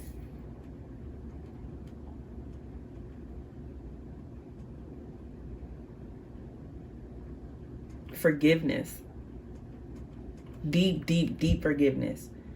Especially for yourself. Forgiveness for the amount of time it took. Forgiveness for your mistrust in it. But art is true expression. Art is true beauty. It is how we conceptualize and make what's going on in our mental, our third eye, our crown. That's how we make it tangible, right? It is a story. Literally, all art is a story. All art is a stamp in time, if you will, of like a permanent emotion, a permanent expression, where, again, like I said, it's tangible. I'm literally getting chills. You really, really could be studying or into alchemy, like recently, right now. I'm getting that super strong here.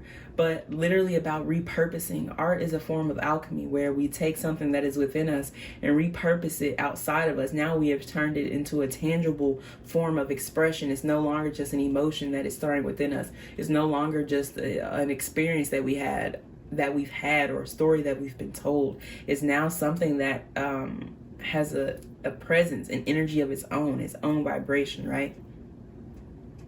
And that could be with the messages that you provide other people. They could be like the seeds that you have planted in the past coming up and tangibly showing their stuff in your world, in your surroundings right now, right? So that means testimonials coming back. If you helped people or aided at all, this is the things that you said, like I said, the seeds that were planted coming back and revealing themselves, right? This is hearing that friend repeat the phrase that you gave to them 2 years ago that you didn't think would have stuck, but it did, right? And now they live their life that way, and they're providing that insight to other people, right? These are those kinds of things. This is opening your ears up to the resonance, the messages that are surrounding you, that you can't avoid it. I feel like your angels are surrounding you heavy right now. So if you get ringing in your ear, that's what's going on there. Like, they're literally showing up there, doing work on you, literally healing you from the inside out.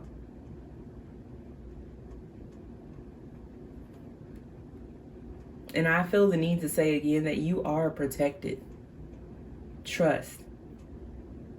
Okay, let's see what your advice here is. Despair. I need your divine intercession right now. Oh, great spirit, lift this darkness from my soul. Free me from this burden.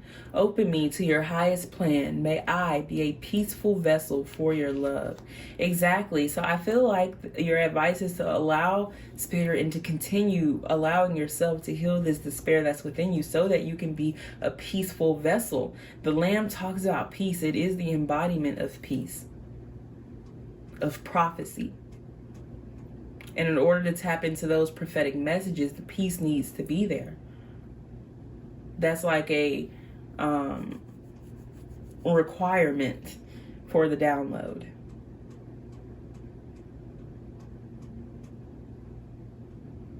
So find what your peace is. Like this hummingbird energy, find that well, find that nectar of peace so that you can go back to it.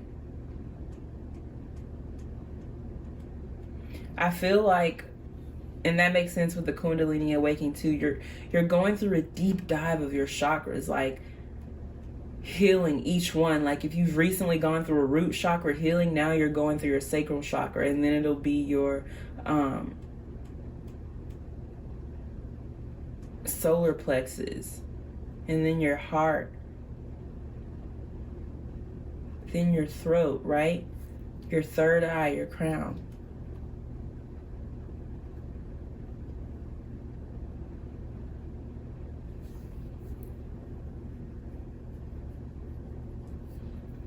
I want to look and see what the Lamb says really quick.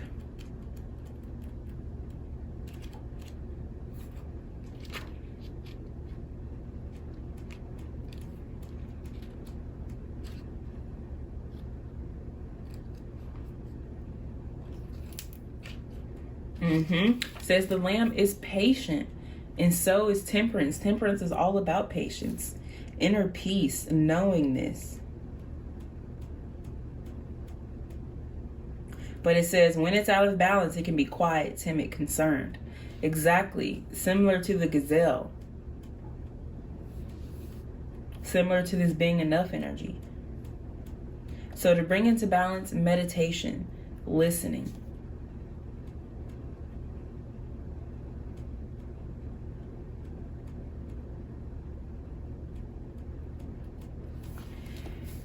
So before we wrap this reading up, I just want to get into a little bit of the astrological signs that I'm getting here.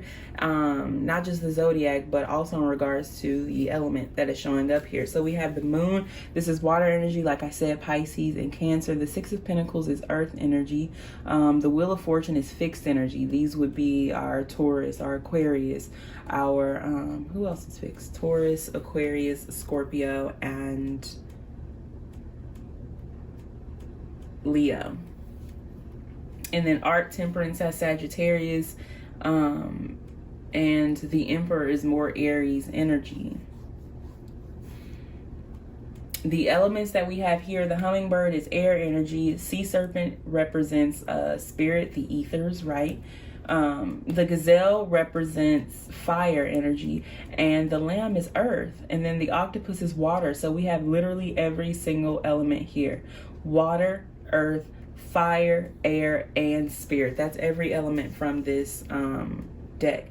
So I feel like I said, you're going through this overhaul of your chakras, of your healing, of your emotion, right? When it comes to air, when it comes to your mental clarity, your communication, your mindset, this hummingbird energy is saying what is surrounding you in regards to that is that you are looking to seek and to find creativity in everything. You're working to be inspired. You are in spirit. This is inspiration, right? The sea serpent, right? In regards to what is surrounding you in your spirit, in the ethers. This is the sacral chakra, okay?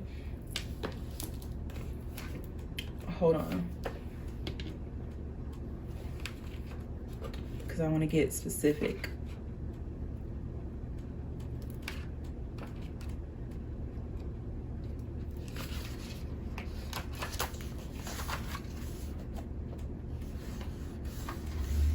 Healing emotional wounds.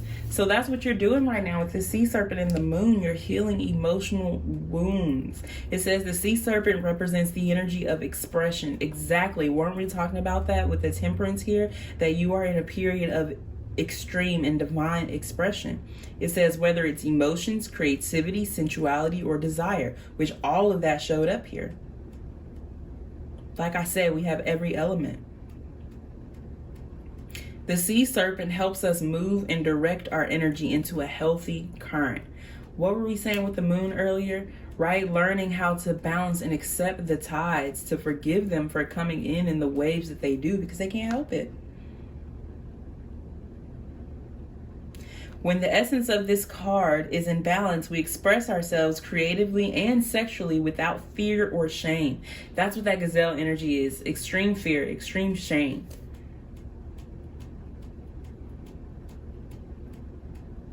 It says when it's in balance again, we know what we desire most. Our hearts are at ease and our relationships are meaningful and enduring. This is the energy that is surrounding you, right? The potential is there. That's why I kept getting it with Kairos and the snake energy, is that it's like potent, untapped. It's there, waiting to be unfoiled, unraveled. And that's what's going on right now. With the gazelle energy, what's showing up in your fire, in your spirituality, is you're anxious, you're afraid, you're hyper vigilant about your spirituality and your spiritual practices. You're, like I said, you're waiting for the hammer to fall. You're waiting on backlash. You're waiting on karma for something that you haven't done. Right? You're not in trouble here. Like it says, it's compassion. Offer yourself compassion for your journey so that you can feel ever deepening self-acceptance. Accept it. You're being called to this for a reason. That I think that's why God was trying to call me so much, to tell you, like, you're protected, you're protected, you're protected, so that you trust and you have enough faith and compassion in your journey to keep going, to keep pursuing, to keep finding those breadcrumbs and picking them up until you get to the pot of gold at the end. which I feel like it's here. It's coming super soon with this Temperance and this Lamb here. The Lamb showing up as earth energy.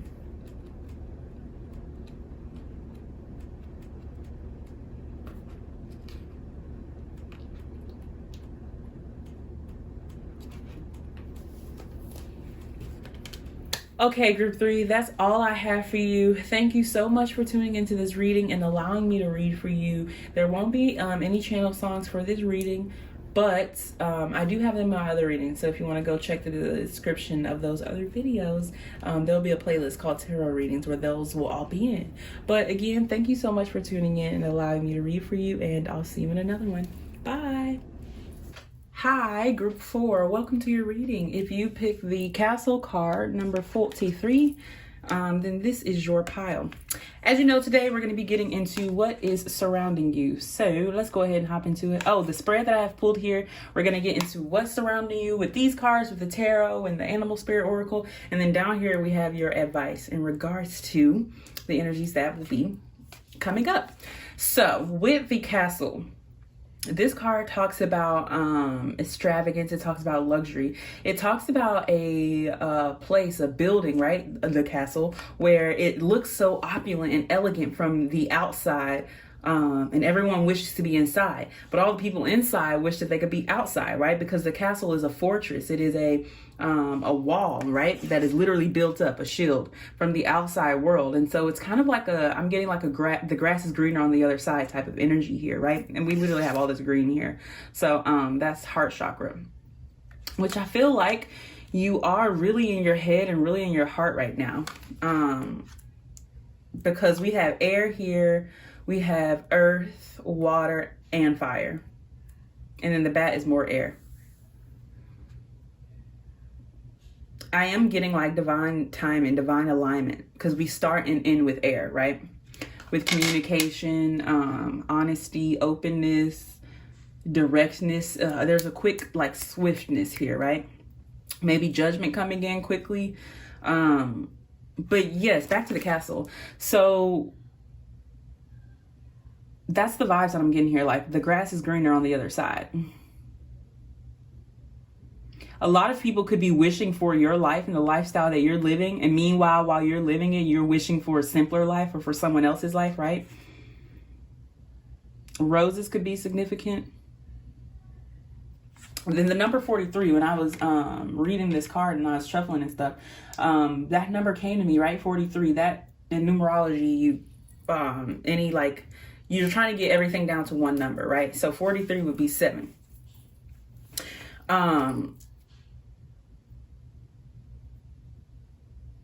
Sevens talk about change, also conflict. It talks about like options, opportunity, right? You have a lot of maybe opportunity around you. Yeah. I'm getting strong energies here. I know I said we're going to be tapping into energies for this reading, but I'm getting heavily like strong energies. You could be under spiritual attack right now. Is something that I'm getting here. You could be very well under spiritual attack. You could be finding or noticing that a lot of your friends, family, coworkers, people that you trust, instilled, and believe in could be like competing with you. And you're like, why compete where you don't compare? But really you're kind of like, I feel like it saddens you because it's this energy of why are you competing with me when I want all of us to win? We're on the same team here, right? And that's the castle energy. The castle is really misconceptualized because again, everybody from the outside want to be on the inside, but they have no idea what the castle is really like on the inside, right? Only exclusive elite members are able to really get inside and know what's going on in there, right? But at what cost, right? When you are in there, you're in there. That's it, right? It's a fortress. You're locked down, right? So I feel like a lot of people want your lifestyle and things like that, but they don't really understand what it took to get there and what it takes to obtain more and see more, right? Because people really truly see you as very successful, right? They see you as a very giving, like a teaching type person. So if you have a platform where you're teaching people or something like that, they see you as like you're surrounded by a lot of people who want a part or who want to be a part of your success.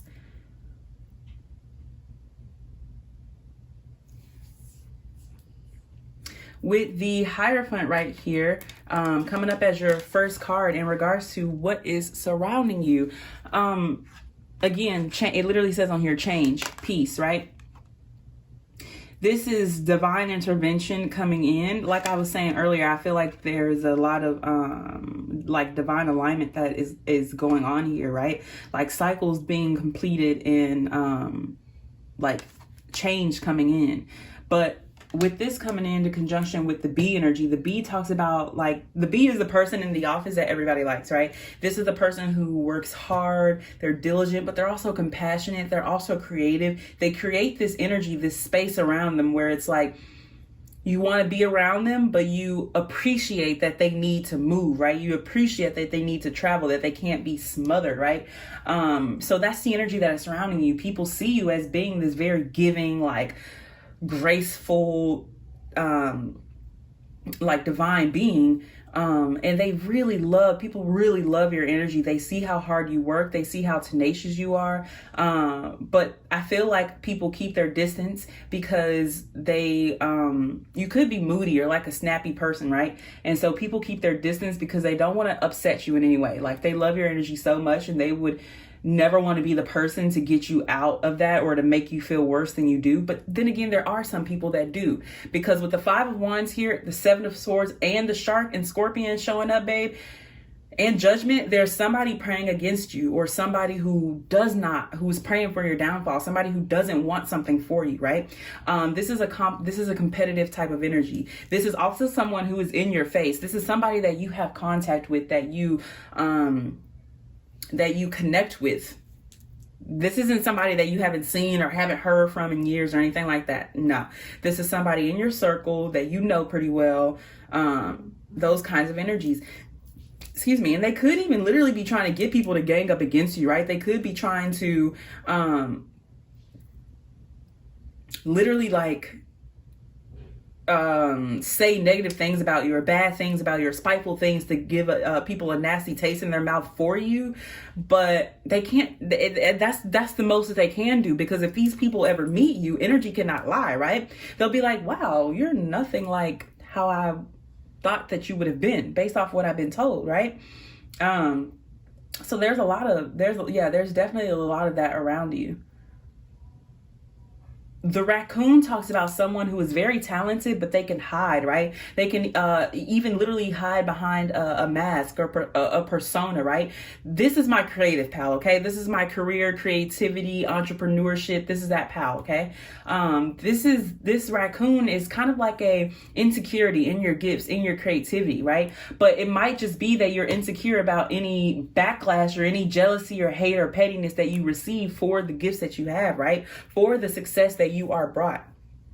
Because with this Judgment here, again, I feel like this is in your divine alignment, right? This is like Spirit saying this is your last opportunity to embrace this, embrace your abundance, embrace your gifts that I've given you for you to continue and have more abundance, okay? Because what it feels like is what's happening here is you're telling the universe, like, I'm upset by this, that, and the third. And then the solution is within you. But you're looking outside of yourself for the answers. You're looking outside of yourself for the, for the confirmation is what I heard. But it's like a confirmation that you are enough, that you're worth whatever pursuit, whatever journey, whatever path that you're on. You are enough. Okay. We're going to get that out. You are enough.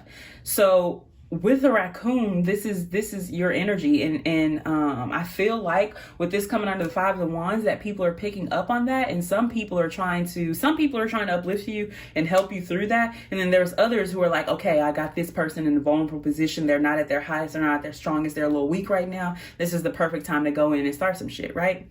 Girl, fuck them people. Let's see what the advice is for here. Let's see what the advice is here. We have the Ace of Cups reversed. Are all these cups, oh, the whole thing is reversed. Okay. So I'm feeling the need to take it reversed.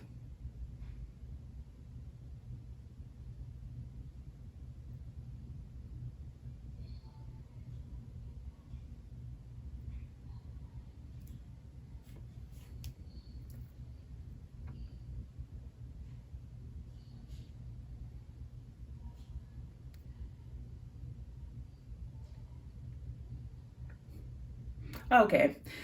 This is what I'm hearing here. This is gonna sound fucking crazy, but this is what I'm hearing. I literally keep hearing that song by Iggy Azalea, and that was playing in my head all morning too. Fuck love, give me diamond. Hey, fuck love, give me diamond. Hey, that's probably the energy that you're in. Like, you're over this shit. I feel like you're over people fighting you to bring them peace or to bring them change or to bring them whatever, right? You're tired of the combativeness. This is what's surrounding you, right? So it's like, you're tired of the combativeness for other people's success, and then people doing you dirty when all you're trying to do is help them. Like, you know what I'm saying?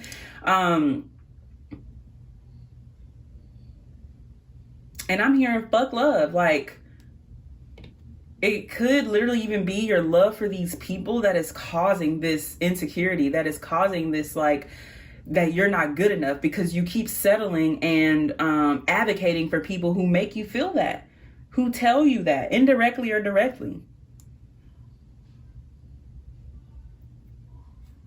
So your advice is to release what you think that you need to do in these situations and let these people be. They're going to do them. Your path is for you to heal and help others heal, but by example, by being the change, literally. Like, come on. But I feel like truth is surrounding you. And that came through multiple times here with the Seven of Swords, the Scorpion, and the Shark, and the Hierophant. All of these cards talk about something being revealed, unfolded, a truth, right? That's what's surrounding you. Jesus coming in, God's like, babe, we can't let you continue with these lies. We got to clear the air. The Seven of Swords is literally the card of, like, this is thievery. This is the card of thievery. This is the person who comes to the party and they're like, oh, yeah. Like, I brought cups and stuff. Meanwhile, they just brought a bag so that they could rob your ass while you busy hosting the party. This is that energy, okay? This is the person who was like, yeah, they really thought that they got something, right? They really thought that they was helping me. But meanwhile, I was taking everything from them. So it could be where even, like, you're in this energy of where you want to be creative, you want to stand out, you want to be out of the box. Like, come on, you're the bee. You can't help but to. Like, your presence is just awe-inspiring, right? But the people that you choose to allow around you and that you surround yourself with, the castle energy, everybody is not for you to win, right? Imagine how many people in that castle trying to get the king and queen out when they're the ones that invited them in there, okay? So this is that energy that people are trying to take what you're already giving them, right? So again, you're protected in this, because it's like, how can you take something that was never mine to give? The love that I gave you came from God. The peace and the hopefulness that I had for you, that was God. So while you think you're stealing from me, while you think that you're deceiving me and betraying me, you're betraying God.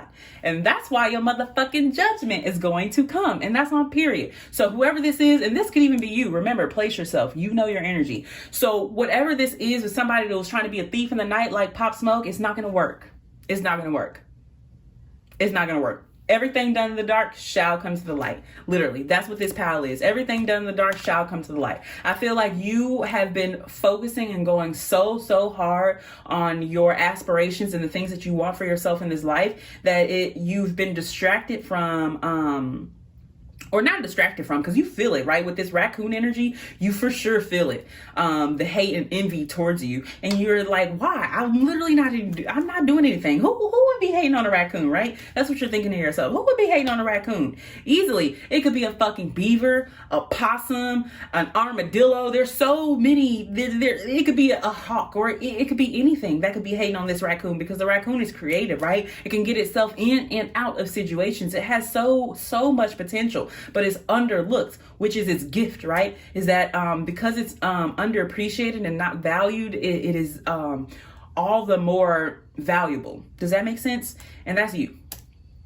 If you're feeling like you're very unappreciated and unvalued right now, invalued, I don't know, it's unvalued, invalued. Yeah, invalued right now, judgment is coming, okay? The bat talks about, and that's bottom deck. The bat talks about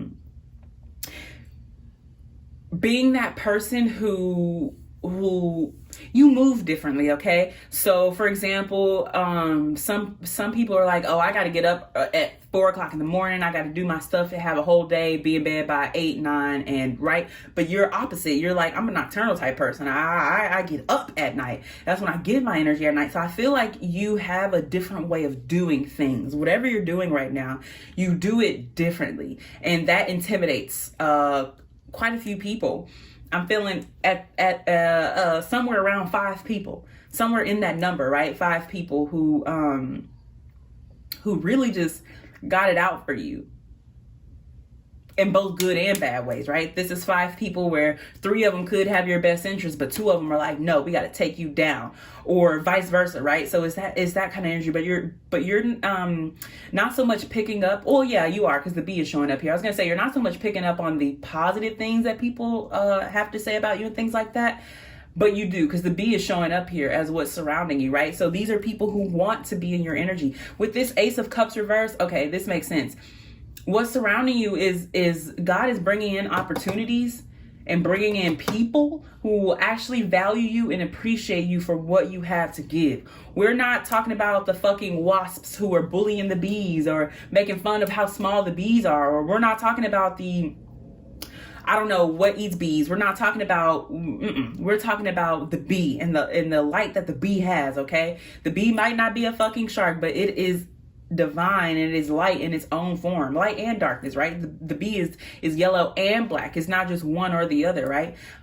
So I feel like that intimidates a lot of people, that you're seeking yourself at all ends to become whole and to become one with yourself constantly, over and over and over again. And it intimidates a lot of people because they don't do that. They don't want to do that, right? They rather stay in their 5 of Wands energies, be haters, and try to take everything from everybody else. Instead of getting their own peace, these are people who try to take other people's peace. Instead of having their own confidence, these are the people who try to take other people's confidence, right? That's the kind of energy that is surrounding you. So let's see what your advice here is for this raccoon. We have the Queen of Swords reversed.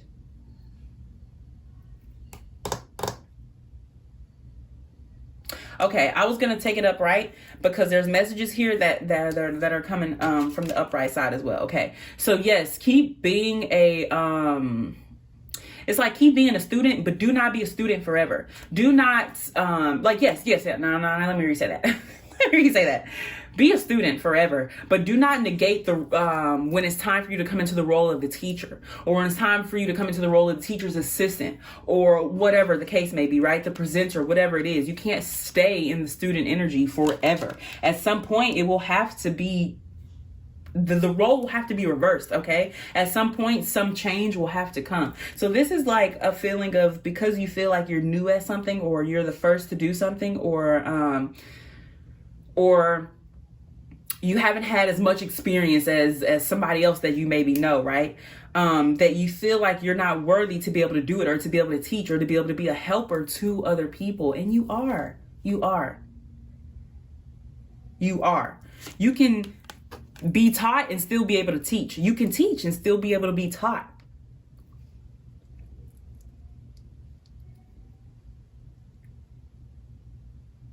This is also saying to step back from the cold-heartedness, right? Remember how I was saying earlier that people love being in your energy, but they kind of like keep themselves back so as not to agitate you, because they They love you, right? They love you. Let's just put it out there. They love you. So this is Spirit saying, don't be so cold-hearted, right? Do not allow the people who make you feel bad cause you to treat people who make you feel good or trying to make you feel good, treat them bad, right? This is a call to be like, no, do not let shitty people make you feel bad about being a good person. You stay being a good person. You don't have to become cold-hearted. You don't have to cut everybody off and be a solo dolo, right? Because that's what the Scorpion energy talks about. It talks about someone who prefers solitude, who their inclination is to be by themselves, right? So that's your energy, which is fine, right? Like, that's cool. Embrace it. But the trouble comes in is when it's no longer you deciding that, where it's your circumstance or your situation or the people that you come in contact with who are causing you to feel like you shouldn't be loving, you shouldn't be hardworking, you shouldn't be creative, you shouldn't be honest and truthful, right? You shouldn't have this fire within you or under you, lit under you for you to pursue and to fight and to have a passion, right? The number 20 could be significant for you, or the number 2. This 10 of Pentacles here in this shark energy. Okay, I'm literally going to read the shark card because I want you to hear it from the horse's mouth, okay? I'm not making this shit up. This is literally, this is what's going on.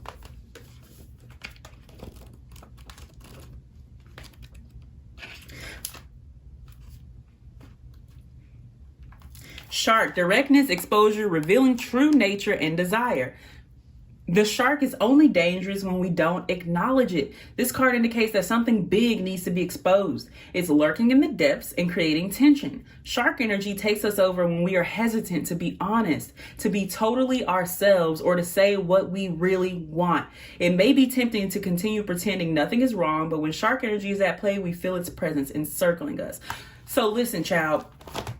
If you want to be rich and you have beat yourself up for the longest about that aspiration that you want because of how other people feel about rich people, or how other people feel about what you want, or how other people feel about how you feel about what you want, fuck them, okay? Fuck them. You trying to tell me the shark is swimming through schools of fish talking about are y'all worried about me being a shark? Are y'all worried about me being a shark? Is it okay that I'm a shark? Is it cool that I'm hanging here out with y'all, right? No.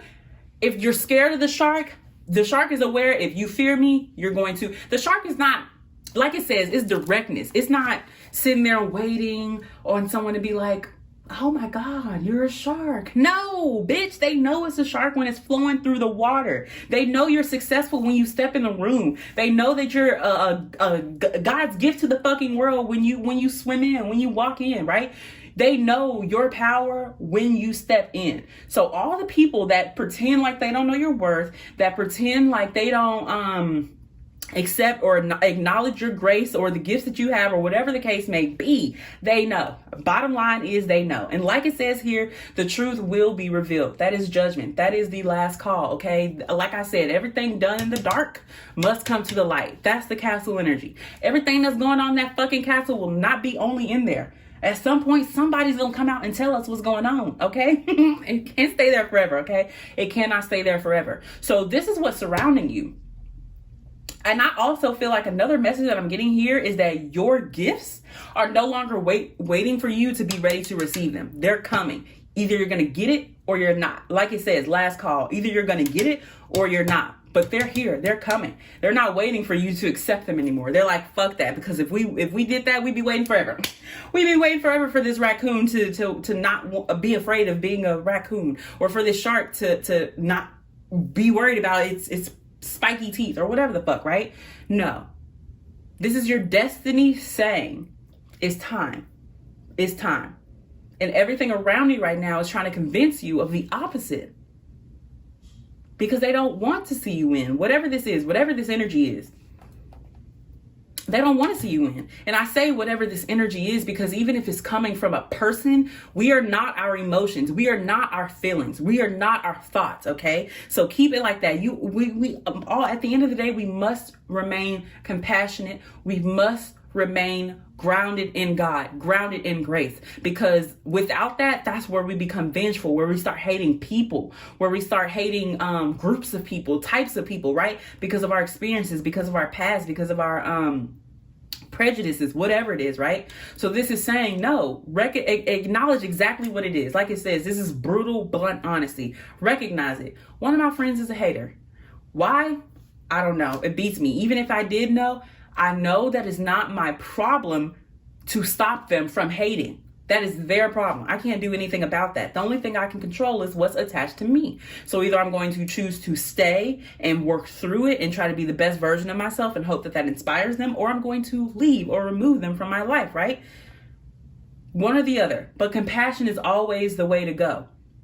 Obviously, if something is negatively affecting your energy, or it's causing you to not be about your mission, not be about your path, let it go. But if it's just as simple as you don't like how it feels to be hated, you better get used to it, babe. You better fucking get used to it, because the journey that you're on, the path that you're on, is inevitable.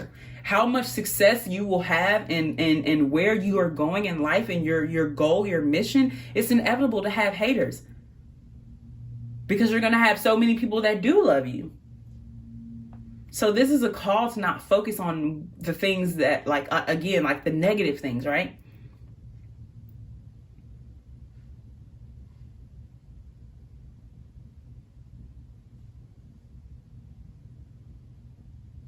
You could be spending a lot of time with family recently, and they see this change within you. They don't quite recognize or understand what it is, but they see it, and they're worried.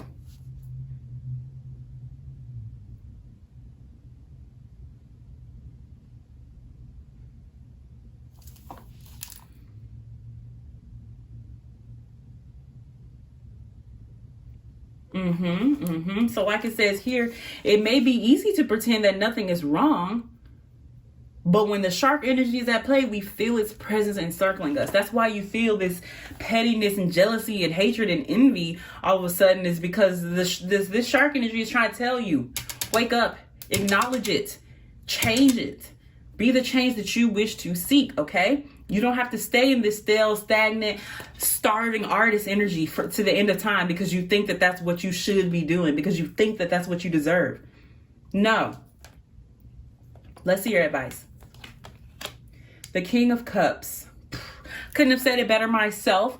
Couldn't have said it better myself. Okay, this is love, but this is also playing your cards close to your chest, okay? This is not allowing people to know the ins and outs of your mission, your purpose, your goal, how you're going to get there, what you're going to do to get there. Your advice is to watch your surroundings. That's number one, okay? There are fucking sharks in the water, okay? Watch your surroundings. Especially when it comes to your money and your finances, especially. But always be compassionate. It's like that verse in the Bible where it's like, be what is it? Be warm as doves, or peaceful as doves, but cunning as wolves, right? This is this energy right there, that you do not have to lose your peace because people are trying to take it, or you don't have to lose your peace to set a boundary. No. Your peace is the boundary. So if you're crossing my peace, you're attempting or destroying my peace in any way, you've hit a boundary. This is speaking up for yourself with compassion. But it starts with you speaking up to yourself for yourself. Stop telling yourself that you're not worthy. Stop telling yourself that you're not good enough. Stop telling yourself that I don't know what to do. Like, it's just, I know the success is for me, but I don't know what to do. I don't know how to get there. You do. It's in your nature. It's innate within you. You're a bee. You're meant, that's just who you are. You're meant to work. And when I say work, I don't mean like a 9 to 5. When I say work, whether it be working on your soul, working in finances, working on healing, working on generational curses or whatever, you're meant to inspire.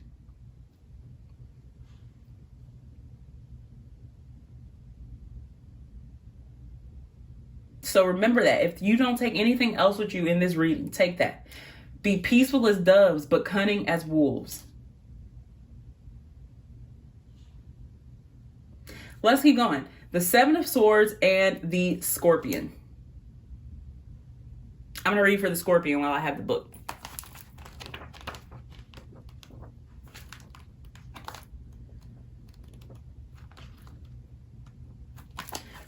passionate, competitive, tends towards isolation. The Scorpion is a passionate and determined creature. Their career is very important to them, as are a few select friends. Sometimes the Scorpion's heat festers and they focus on an unresolved event from the past, usually a situation where they were left feeling burned.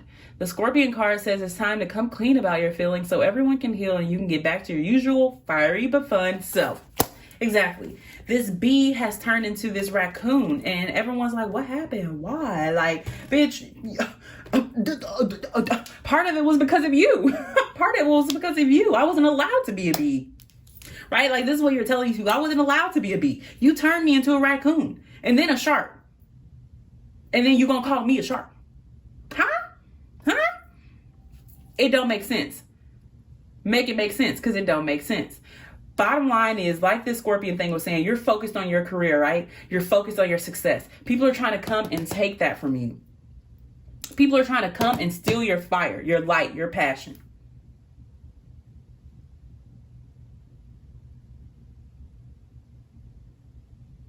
Literally. I'm not making this up. Y'all see the cards here. That's why I do the angle that I do. Y'all see this. It's the Seven of Swords and the Scorpion. The Seven of Swords is deceit. It is thievery. It's lying, cheating, stealing. And I just read Scorpion. I literally cannot confirm it anymore. So if you've been feeling this energy and you're like, no, who could it be? Because like you're probably really by yourself right now, right? These are all very isolated energies that are showing up here, right? You could be normally like you're a fun person, life is a party, but recently you've been very like in yourself, of your own energy, right? And so you're like, who could it be? It can't be anybody. I've been by myself. I'm always by myself, right? That doesn't mean anything. Energy does not know barriers like walls and places and locations and time zones. No. A person can hate any time of day, from anywhere, in anything.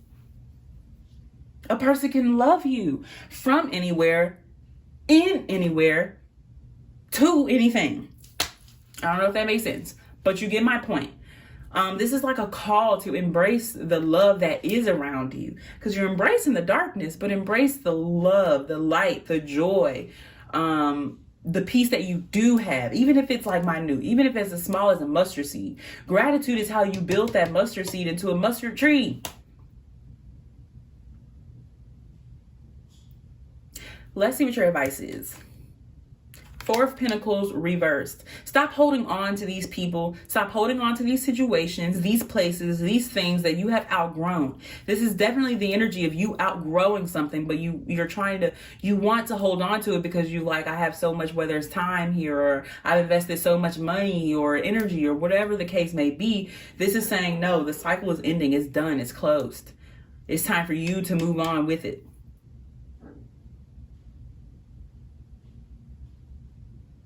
Stop settling for less. Okay, group 4, stop settling for less than, fuck what you deserve, but for less than what the universe is trying to offer you, because we know what you think you deserve, but it's not accurate.